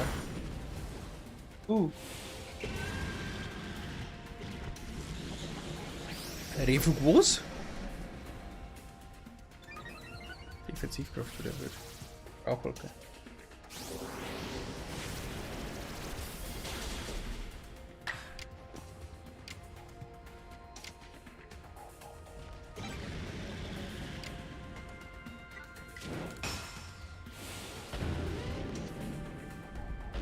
Nicht echtes. Boah!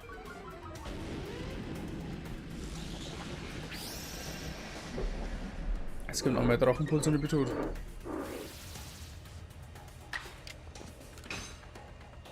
Ma!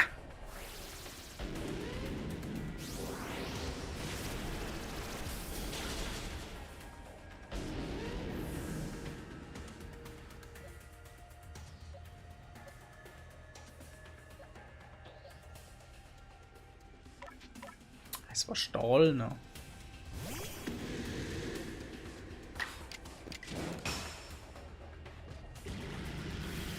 Ja.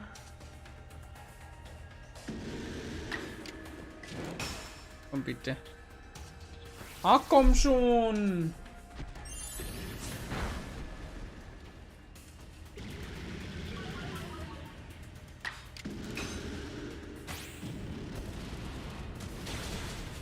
Gut.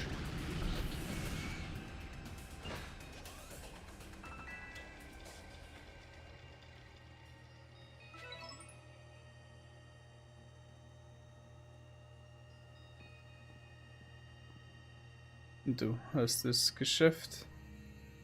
Es ist offensichtlich, dass du und deine Pokémon eine enge Beziehung zueinander aufgebaut habt. Und das, obwohl sie mit diesen Bällen eingefangen wurden.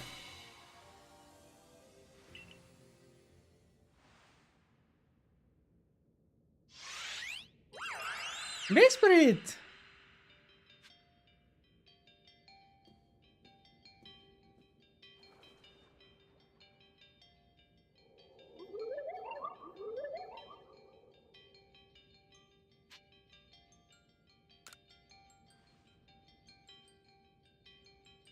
Ein Zwiegespräch, das im Geiste geführt wird. Das könnte passender nicht sein.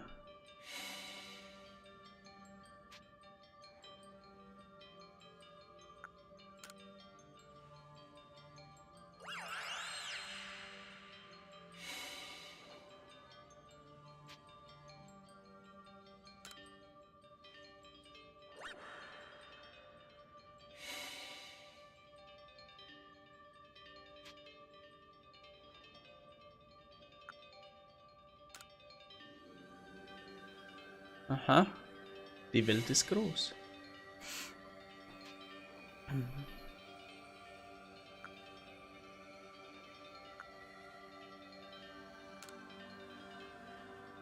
War frustriert.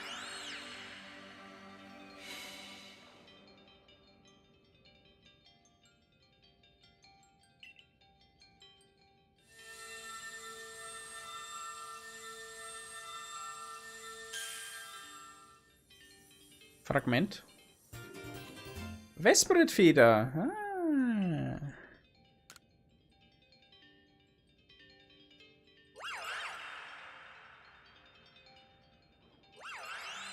Und tschüss. See you later, Alligator. Wie fühlt es sich an, ohne Worte mit einem Pokémon zu kommunizieren? Hier geht etwas ganz Seltsames vor sich, aber ich bedenke, dass sich gerade im Himmel abspielt, sollte mich eigentlich nichts mehr überraschen. Dann auf zum nächsten See, würde ich sagen. So ist's.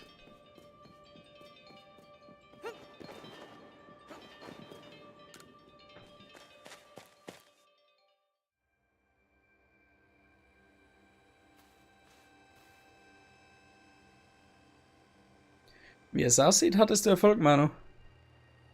Du kennst dich mit vielen Dingen überraschend gut aus. Das tue ich in der Tat. Sicherlich liegt es zum Teil an meinem Dasein als Händler. Andererseits bin ich auch schlichtweg sehr neugierig. Mich interessiert, was in der Vergangenheit passiert ist und uns diese Gegenwart führt. Oder um es präzise auszudrücken, ich möchte herausfinden, wo meine Wurzeln liegen und wohin mein Weg mich führt. Ich schätze, da geht's uns ähnlich. Warum verehren wir das ehrwürdige Sinnoh? Und ist es wirklich? Dabei handelt es sich zweifelsohne um wichtige Fragen, doch ich befürchte, sie müssen warten. Sollen wir jetzt zu Fräulein Kotika zurückkehren? In Ordnung? Jo. Gut, ich bin gespannt, was sie zu all dem zu sagen hat. Die.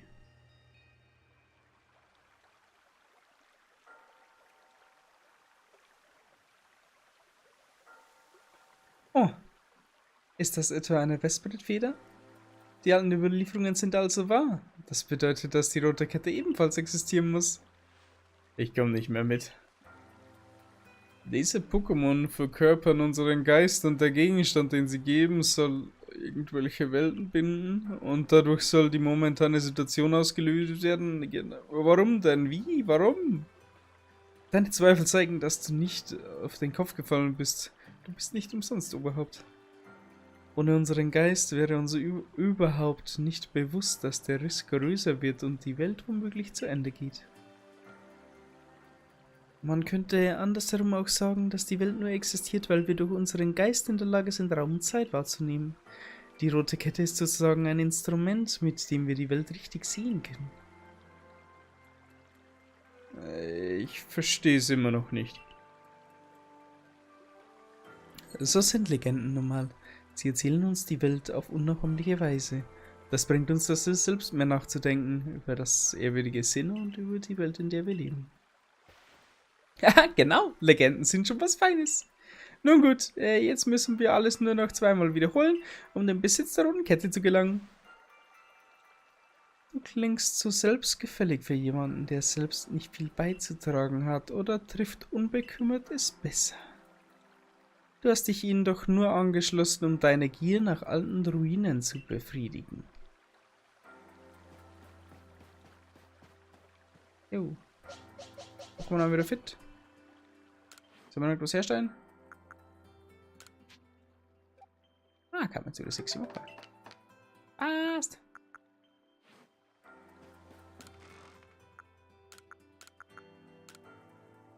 Kann man eigentlich noch ein paar Tränke herstellen? So Beleber?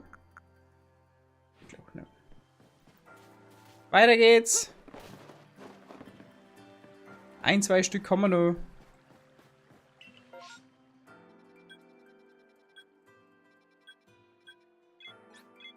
Da wollen wir hin. Ins Eisland.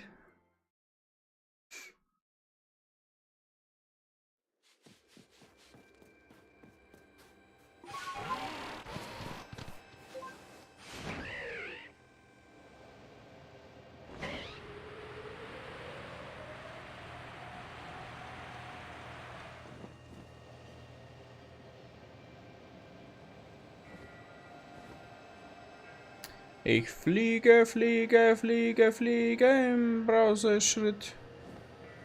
Nimm den Flieger mit.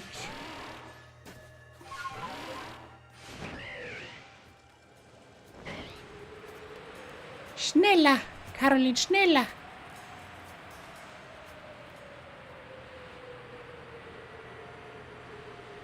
Oh, das Brunnen jetzt Actilas. Cool. Ah, müssen wir definitiv nochmal vorbeischauen.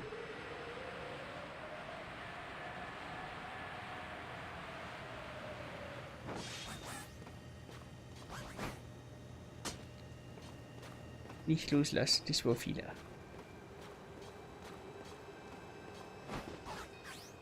Ah, Königsblatt nehmen wir mit.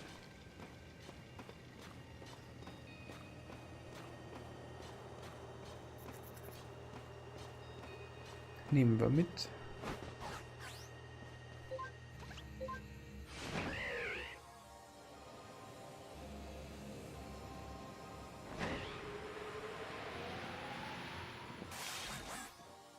Von da ist jemand. Ah, Geronimatz. Wie süß. Sogar Boss Geronimatz. Jungs! Oh, schön. Ich habe gehört, dass der See der Stärke auch Meerwasser enthält. Allerdings weiß niemand, ob das an den geografischen Begebenheiten liegt oder ob Pokémon dafür verantwortlich sind. Das Pokémon Selfie wacht über diesen See. Als es flog, erlangten Menschen die Fähigkeit, Probleme zu lösen. Zumindest erzählt man sich das. Das Handy ruft wieder an. Servus. Servus, Call.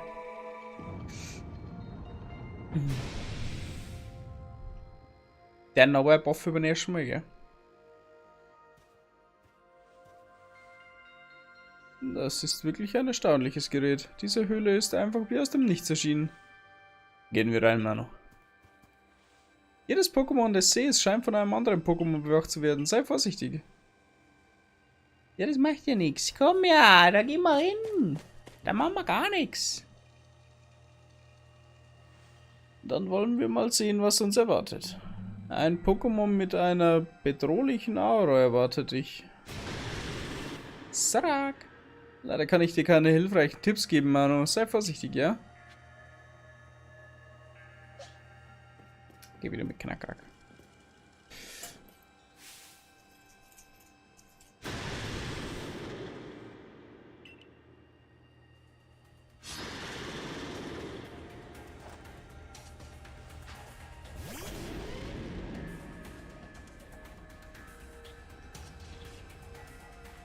Ränkeschmied. Das boostet sie.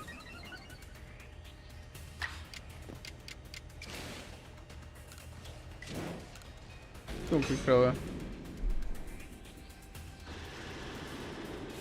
Pika-Wirkung, warum? Ah, Geist normal. Oh Gott, Manuel, du Dummerchen.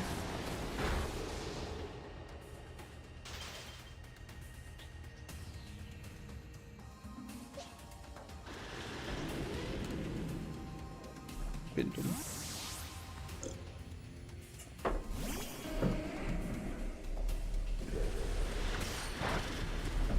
Nicht sehr effektiv.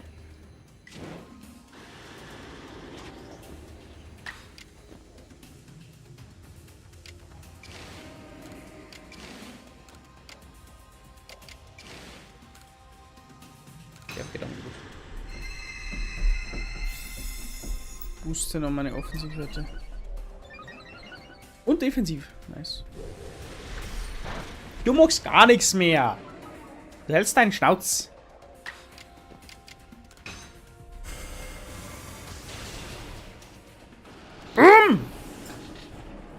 Ach, Tara! Da machst du nix. Hallo, nein mehr da. Ja, sicher, Manuel! Du hast deinen Anfang wieder nicht mitgekriegt. Mein Stream ist ja die Hälfte der Zeit nicht gegangen.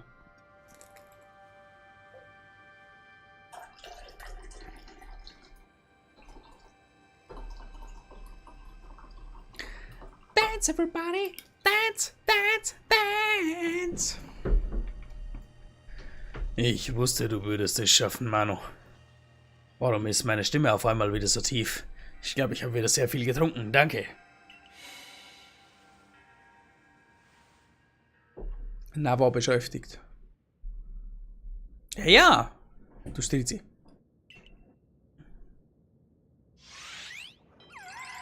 Selfie! Hallo Selfie, grüezi! Komm näher, damit ich dein Wissen auf die Probe stellen kann.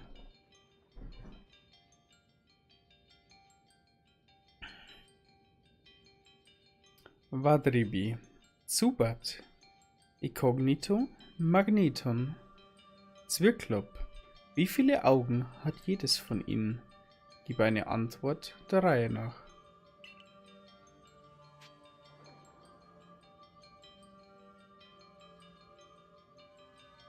Was? Machst du heute Überstunden oder wie schaut jetzt das aus? Nein, ich bin bei 1 Stunde 48. Ich habe eigentlich spät angefangen. Instagram verrät dir mehr. Ich habe Pizza gemacht und habe das mal Calzone ausprobiert und der hat ziemlich lang gedauert zum Durchwerden. Ansonsten hätte ich wahrscheinlich jetzt sogar geplant Zeit anfangen können.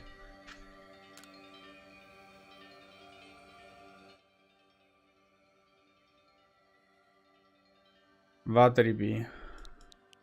3. Zubat. 0.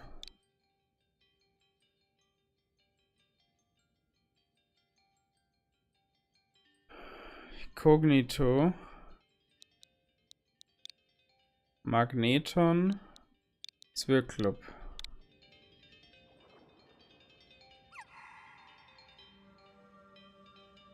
Nein, gib mir die richtige Antwort.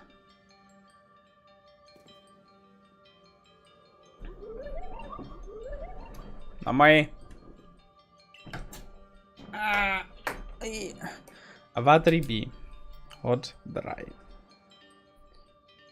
Stift. 1, 2, 3. So. Zubat hat meines Wissens 0 Augen. Inkognito hat 1. Magneton 3. Zwirklop 1.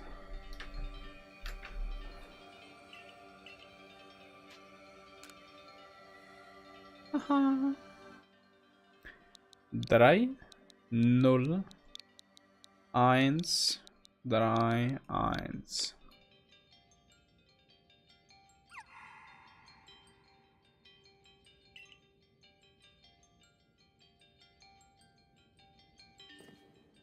Ha. Also Vadribi kann ich nicht aus. Zubat kann höchstens 2 Augen haben. Die Kognito hat 1, Magneton hat 3, Zyklop hat 1. Dann war's 3, 2, 1, 3, 1.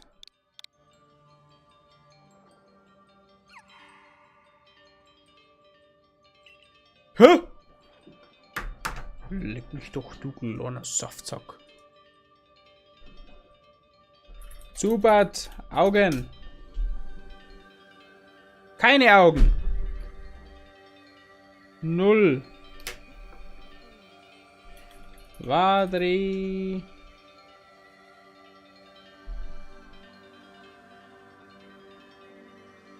Oh lol, bin ich dumm. Oh lol, bin ich dumm. Oh lol, bin ich dumm. Ich war schon richtig dran. Nur das erste hat nicht gestimmt. Wadribi. Weil Wadribi hat Toro Dingsybums die 2 Augen. Aha! Dann war die Antwort 6, 0, 1, 3, 6, 0, 1, 3, 1. So, jetzt. Lecke mich an der Fusche. Naja, wäre schon viel über. Ah, war länger. Viertel noch 27 noch sind wir so angefangen. Ich gebe dir einen Teil des Geistes, auf dem die Welt sich verbindet. Ah, Wadribi hat 3 Gesichter, aber jeweils 2 Augen. Doofe Manuel. Silphekralle. Bitte, ich empfehle mich. Ich tu nix mal.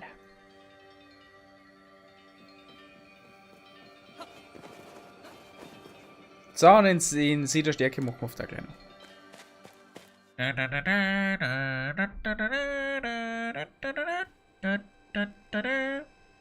Wie es scheint, ist alles gut vonstatten gegangen, Manu. Aber es ist schon seltsam. Warum geben sie uns diese rote Kette nicht einfach? Ich schätze, es ist eine Sicherheitsmaßnahme und sie wollen uns testen. Ja, das ergibt Sinn. Wer weiß, was passieren würde, wenn sie in die falschen Hände geriet. Aber wenn ich so darüber nachdenke, ist die Kette nicht dafür da, die Welten zu binden, oder?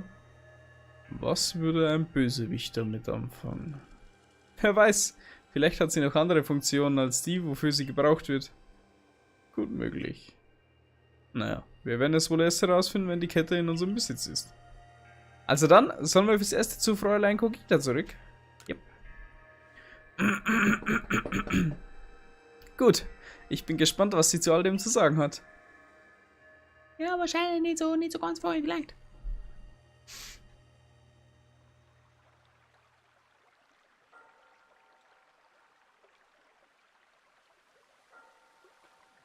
Eine Selfie-Kralle. Diese Wärme, die davon ausgeht. Irgendwas ist an diesem Pokémon, das sehen seltsam, als würden sie durch deine Gefühle mit dir kommunizieren. Wir sollten einen Schritt zurücklegen. In Jubeldorf braut sich was zusammen. Was meinst du damit? Ein Händler der Ginkgo-Gilde hat mir Bericht erstattet. Anscheinend wurden jenseits des Risses ein Pokémon gesichtet. Und der Boko hat ein paar seiner Leute zusammengetrommelt, die es nicht nur erforschen, sondern im Ernstfall auch unterwerfen wollen. Ein Händler der Ginkgo-Gilde, sagst du? Müsste es nicht ein Kollege sein? Was, wenn es wahr ist und sich jenseits des Risses ein Pokémon befindet? Und was, wenn er aus dem Riss in unserer Welt eindringt? Wir sollten keine Zeit verlieren. Schnell das letzte Material für die rote Kette finden, Mano. Dieser Enthusiasmus reißt einen ja geradezu mit. Und ich werde dieses historische Ereignis bis zum Schluss ansehen. Und du willst also nur zusehen, ja? Denk daran, dass ihr die Materialien von den 3 Seen zu den Nebelruinen bringen müsst. Jalla! Abfahrt! Let's take my last resort. Zum letzten See. See der Stärke. Tobutz! Oder so.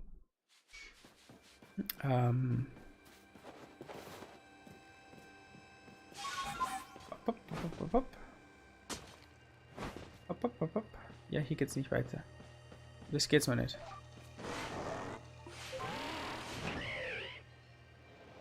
Ich will hoch hinaus.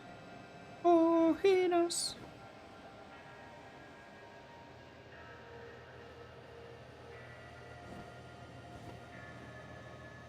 Menschenleer.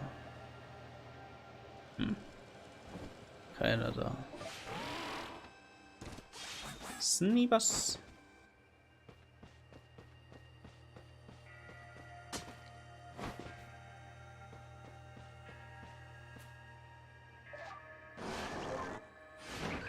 Würde überhaupt nicht auf, wenn wir einfach über den Diamantklan hinwegfliegen. Na.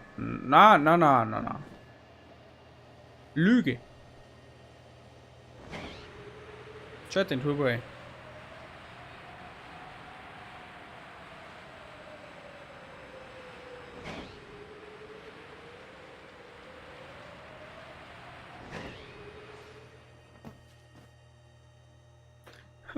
Der See der Kühnheit.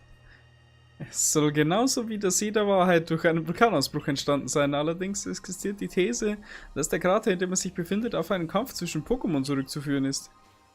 Das Pokémon Toputs wacht über diesen See. Als es flog, erlangten die Menschen Entschlossenheit. Zumindest erzählt man sich das. Das Telefon leitet wieder. Maybe bis auf WhatsApp schau.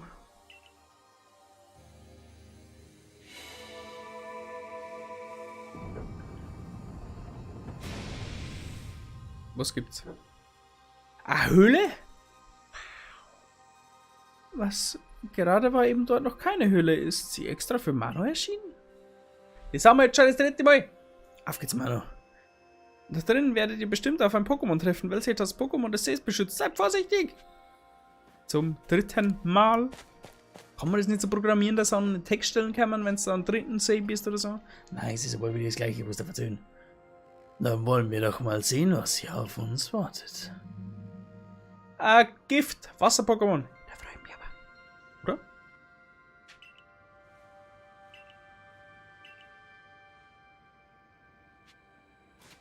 Oder?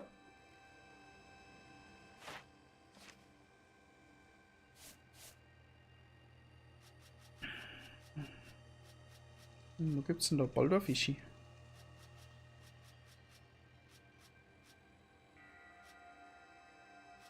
Baldorfisch, Baldorfisch.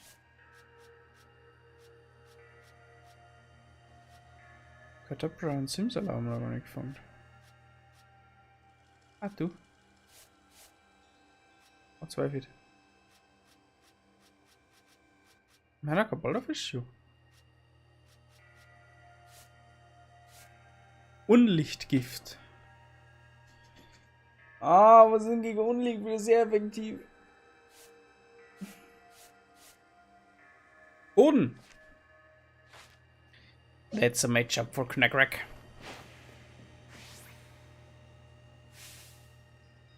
Ja. Baldorfischi.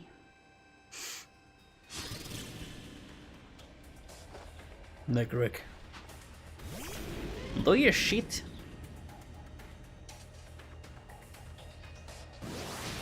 Risiko-Tackle, ja, ist gut. Chill mal ein bisschen.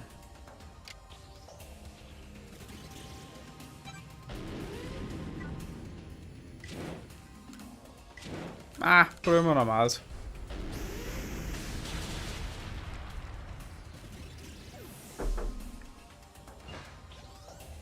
Süß.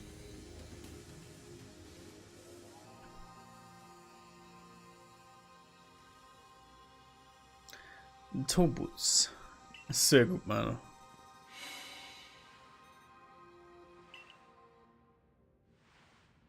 Tobuts.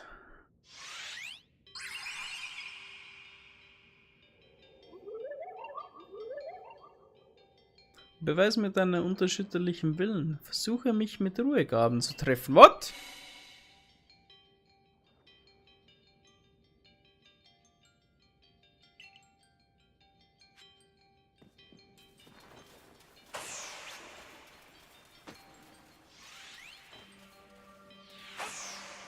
Okay, wow.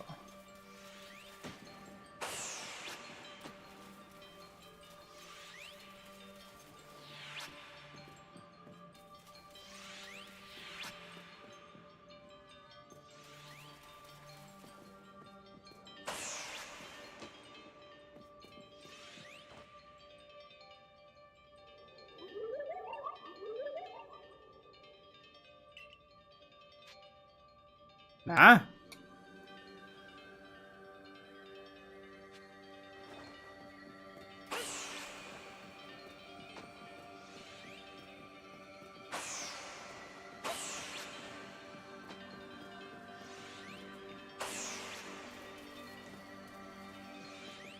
Das möchte er nur dratzen.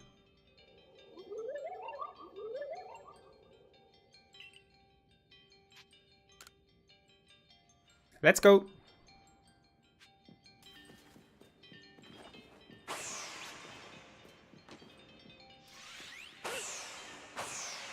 Gut!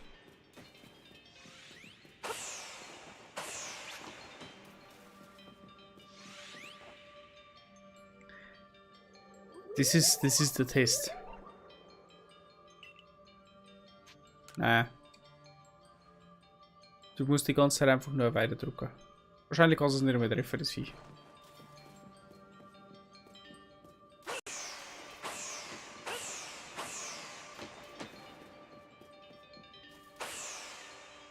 Was ist jetzt getroffen? Aha!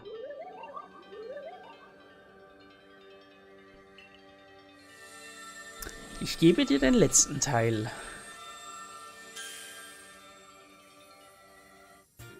Tobuts Fangzahn.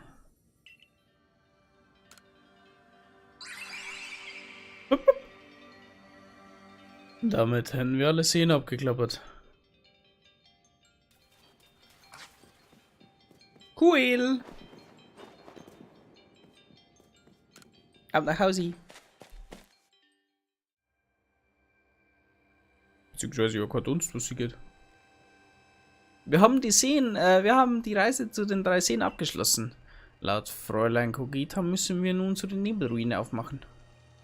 Ich habe keine Ahnung, was uns dort erwartet, aber alte Ruinen lassen mein Herz immer höher schlagen. Lass uns aufbrechen. Wo zum Teufel sind die? Achso. Okay. Na, dann passt es schon wieder. Das sind also die Nebelruinen. Von Alters her heißt es, dass Nebel die Grenzen zwischen den Welten verschwimmen lässt. Um die Welt der Menschen, die der Pokémon und der Mythen zusammenzubringen, braucht es möglicherweise einen Ort wie diesen. Aber was genau sollen wir hier eigentlich tun? Ihr habt Glück, dass ich hier bin. Sie tauchen ja genau am richtigen Zeitpunkt auf, Schätze. Das macht die Weisheit des Alters. Ein äußerst bemerkenswertes Pokémon hat mir geholfen. Na, wenn das so ist. Und was machen wir jetzt? Warte mal, Fuschi. Was machen wir jetzt, um an die rote Kette zu gelangen? Es gibt vieles, das ich weiß, aber dies gehört leider nicht dazu. Bedenkt, wir haben es hier mit einem mächtigen Gegenstand zu tun, der Welten binden soll. Ich glaube kaum, dass ein einfacher Mensch ihn anfertigen könnte. Und was sollen wir jetzt tun? Die Zeit rennt uns davon.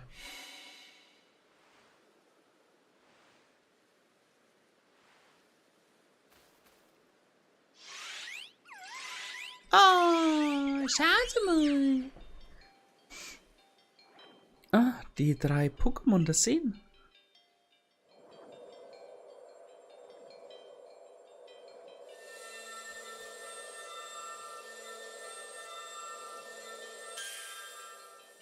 Die rote Kette. Litze. Ich empfehle mich.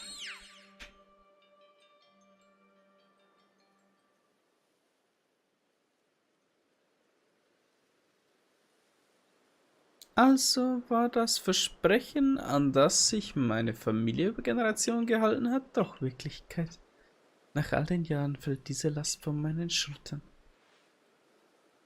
Wie es aussieht, hattest du mal wieder Erfolg, Mano. Abgesehen hiervon scheint es in Hisui aber gerade drunter und drüber zu gehen. Was meinst du? Ein befreundeter Händler aus der Ginkgo-Gilde hat mich auf den neuesten Stand gebracht. Offenbar will der Expeditionsleiter dem Boko nicht auf Forschungsergebnisse warten. Er hat vor, selbst auf den Kraterberg zu steigen. Ja, verstehe ich nicht. Selbst wenn er da oben angekommen ist, was will er gegen den Riss ausrichten? Naja, er kann schließlich nicht wissen, dass Mano die rote Kette in seinen Besitz gebracht hat. Na klar, wir müssen ihm nur irgendwie mitteilen, dass wir die rote Kette haben. Dann sollte er sich hoffentlich beruhigen. Na, der René flippt da erst echt aus. Hat sie's doof? Den habe ich nie ganz knuspert.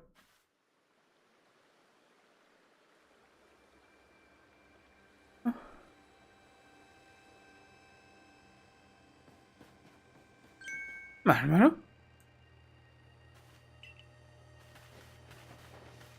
Willkommen zurück. Ja, ohne dich ist es einfach anders. Im Forschungstrupp unterhält man sich kaum noch miteinander. Sogar Kommandantis Celestis ist jetzt viel weniger Topfelmochi als früher.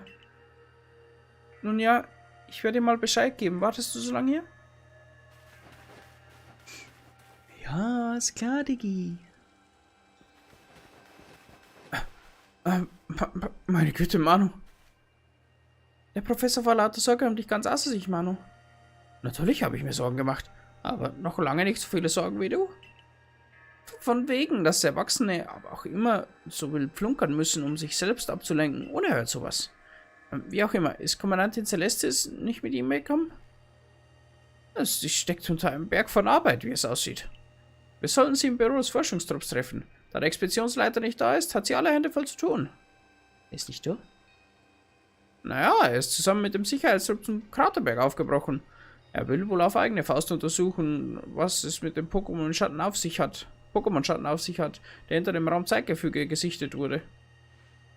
Deswegen sind Pikachu und ich jedenfalls vorübergehend für den Wachdienst zuständig.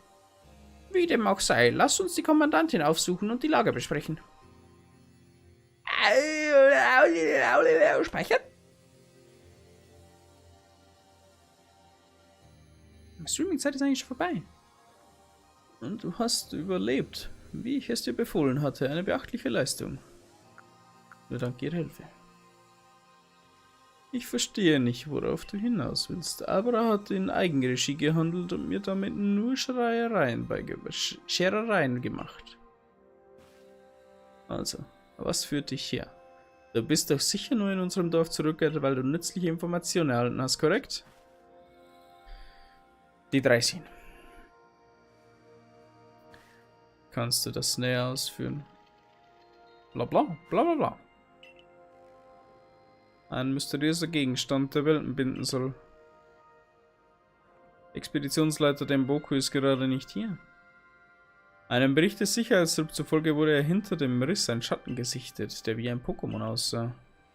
Der Expeditionsleiter beschloss, gemeinsam mit dem Sicherheitstrupp aufzubrechen, um im Fall der Fälle sofort eingreifen zu können. Ihr Ziel ist der Tempel auf dem Gipfel des Kraterbergs.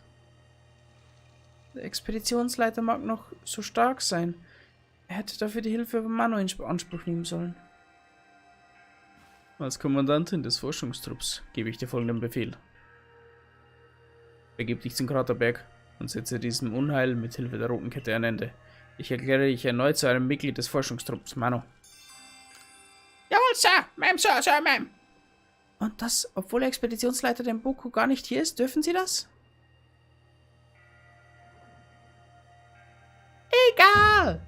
Es war mal seine eigene Entscheidung, mich mit all dieser Verantwortung hier alleine zu lassen. Ich erfülle nur meine Pflichten. Ich komme auf jeden Fall mit. Schließlich gehören wir doch alle zum Forschungstrupp, right? Ich werde Sie nicht davon abhalten. Okay. Gut.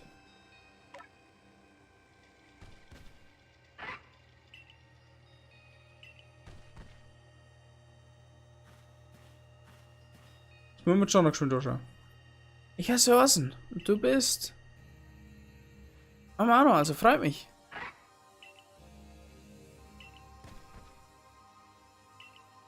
Lucario hat anscheinend auch die starke Aura gespürt, die von dir ausgeht. Wenn du bereit bist, gegen mich zu kämpfen, würdest du zum Übungsplatz kommen? Okay, verflucht nice. Hier, Lucario kämpfen ist schon geil. Aber nicht heute. Machen wir uns jetzt auf den Weg zum Kraterberg. Jetzt war jetzt schon ein paar Minuten überfällig, aber das macht nichts. Kraterberg bitte. Schnellreise. Ticket to hin and back. Hallo Manu, der läuft schon auf dem Weg zum Kraterberg. Wie ist die Lage hier?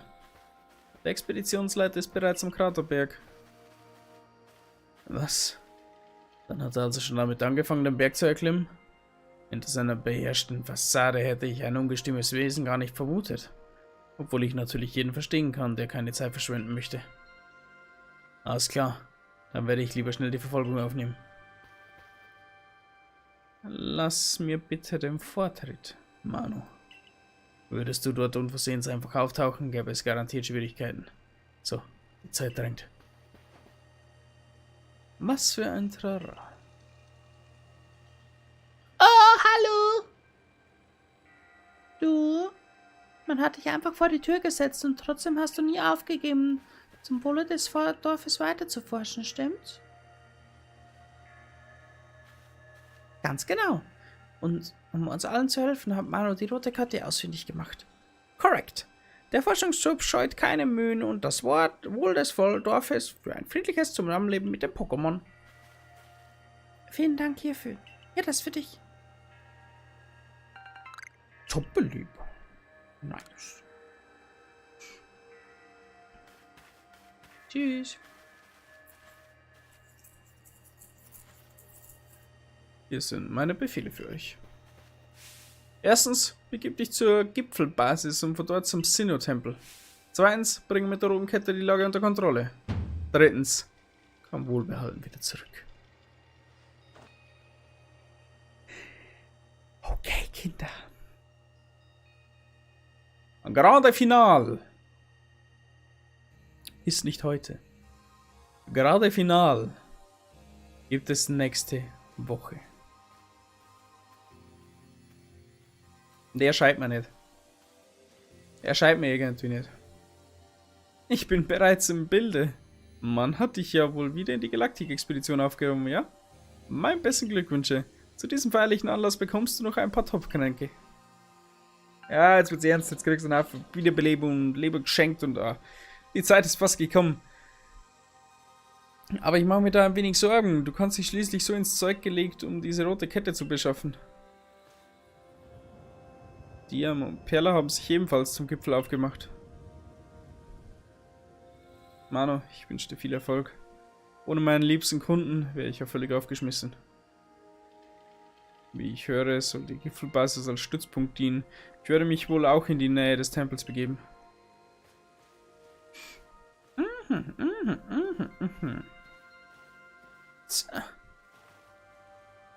Jetzt wird's ernst, was?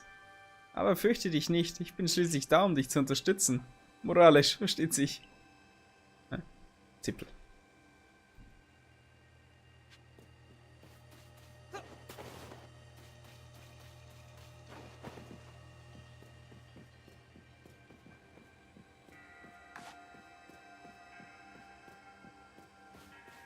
Luxtra?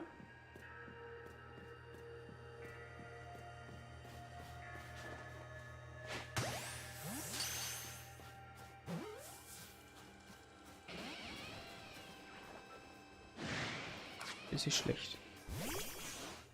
So, da an der Stelle waren wir nämlich schon mal. Da haben wir nämlich unser Elevoltech gefangen. Damals Zeiten, wisst ihr.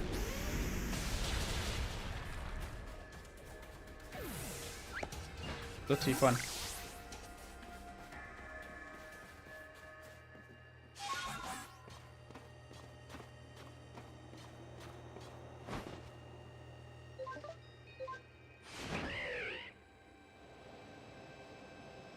Geht's nicht weiter?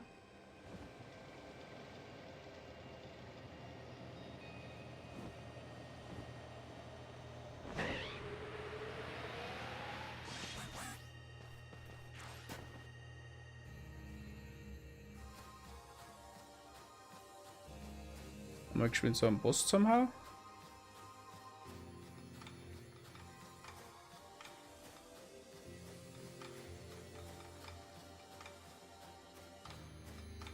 Jetzt darf die ganze Zeit in meine Richtung zum Dorf hin.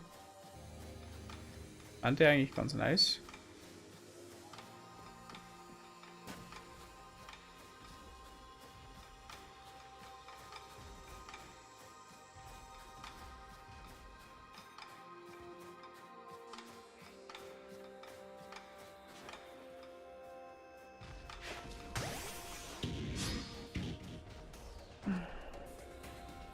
kann man noch geschwind besiegen.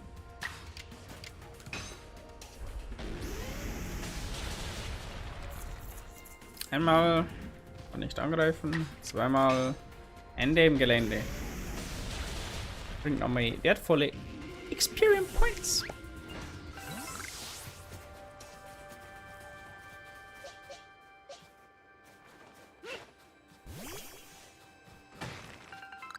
Dann habt ihr fast Level 66.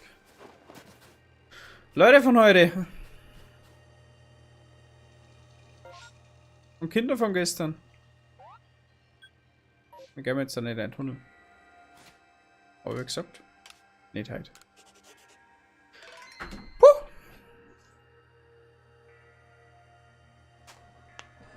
No.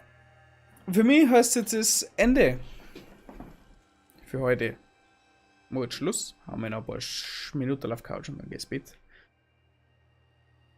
Wir sehen uns nächste Woche wieder zum wirklich Grande Finale von Pokémon Legenden Arceus. Und danach fangen wir, weiß ich noch nicht, ein neues Projekt an. Vielleicht auch noch nicht. Vielleicht dann erst nach dem Urlaub, nach dem Streaming-Urlaub, weil ja dann der Umzug geplant ist. Das sehe ich dann schon. Aber ja, bis dahin wünsche ich euch eine schöne Zeit. Und vergesst nicht am Wochenende Stream Bescheid Manuel wieder. Ich kann mir es gut vorstellen, dass ein Sonntagsstream kommt. Und ansonsten sehen wir uns dann wieder. Bis dahin, arrivederci. Und ciao. Tschüssikowski.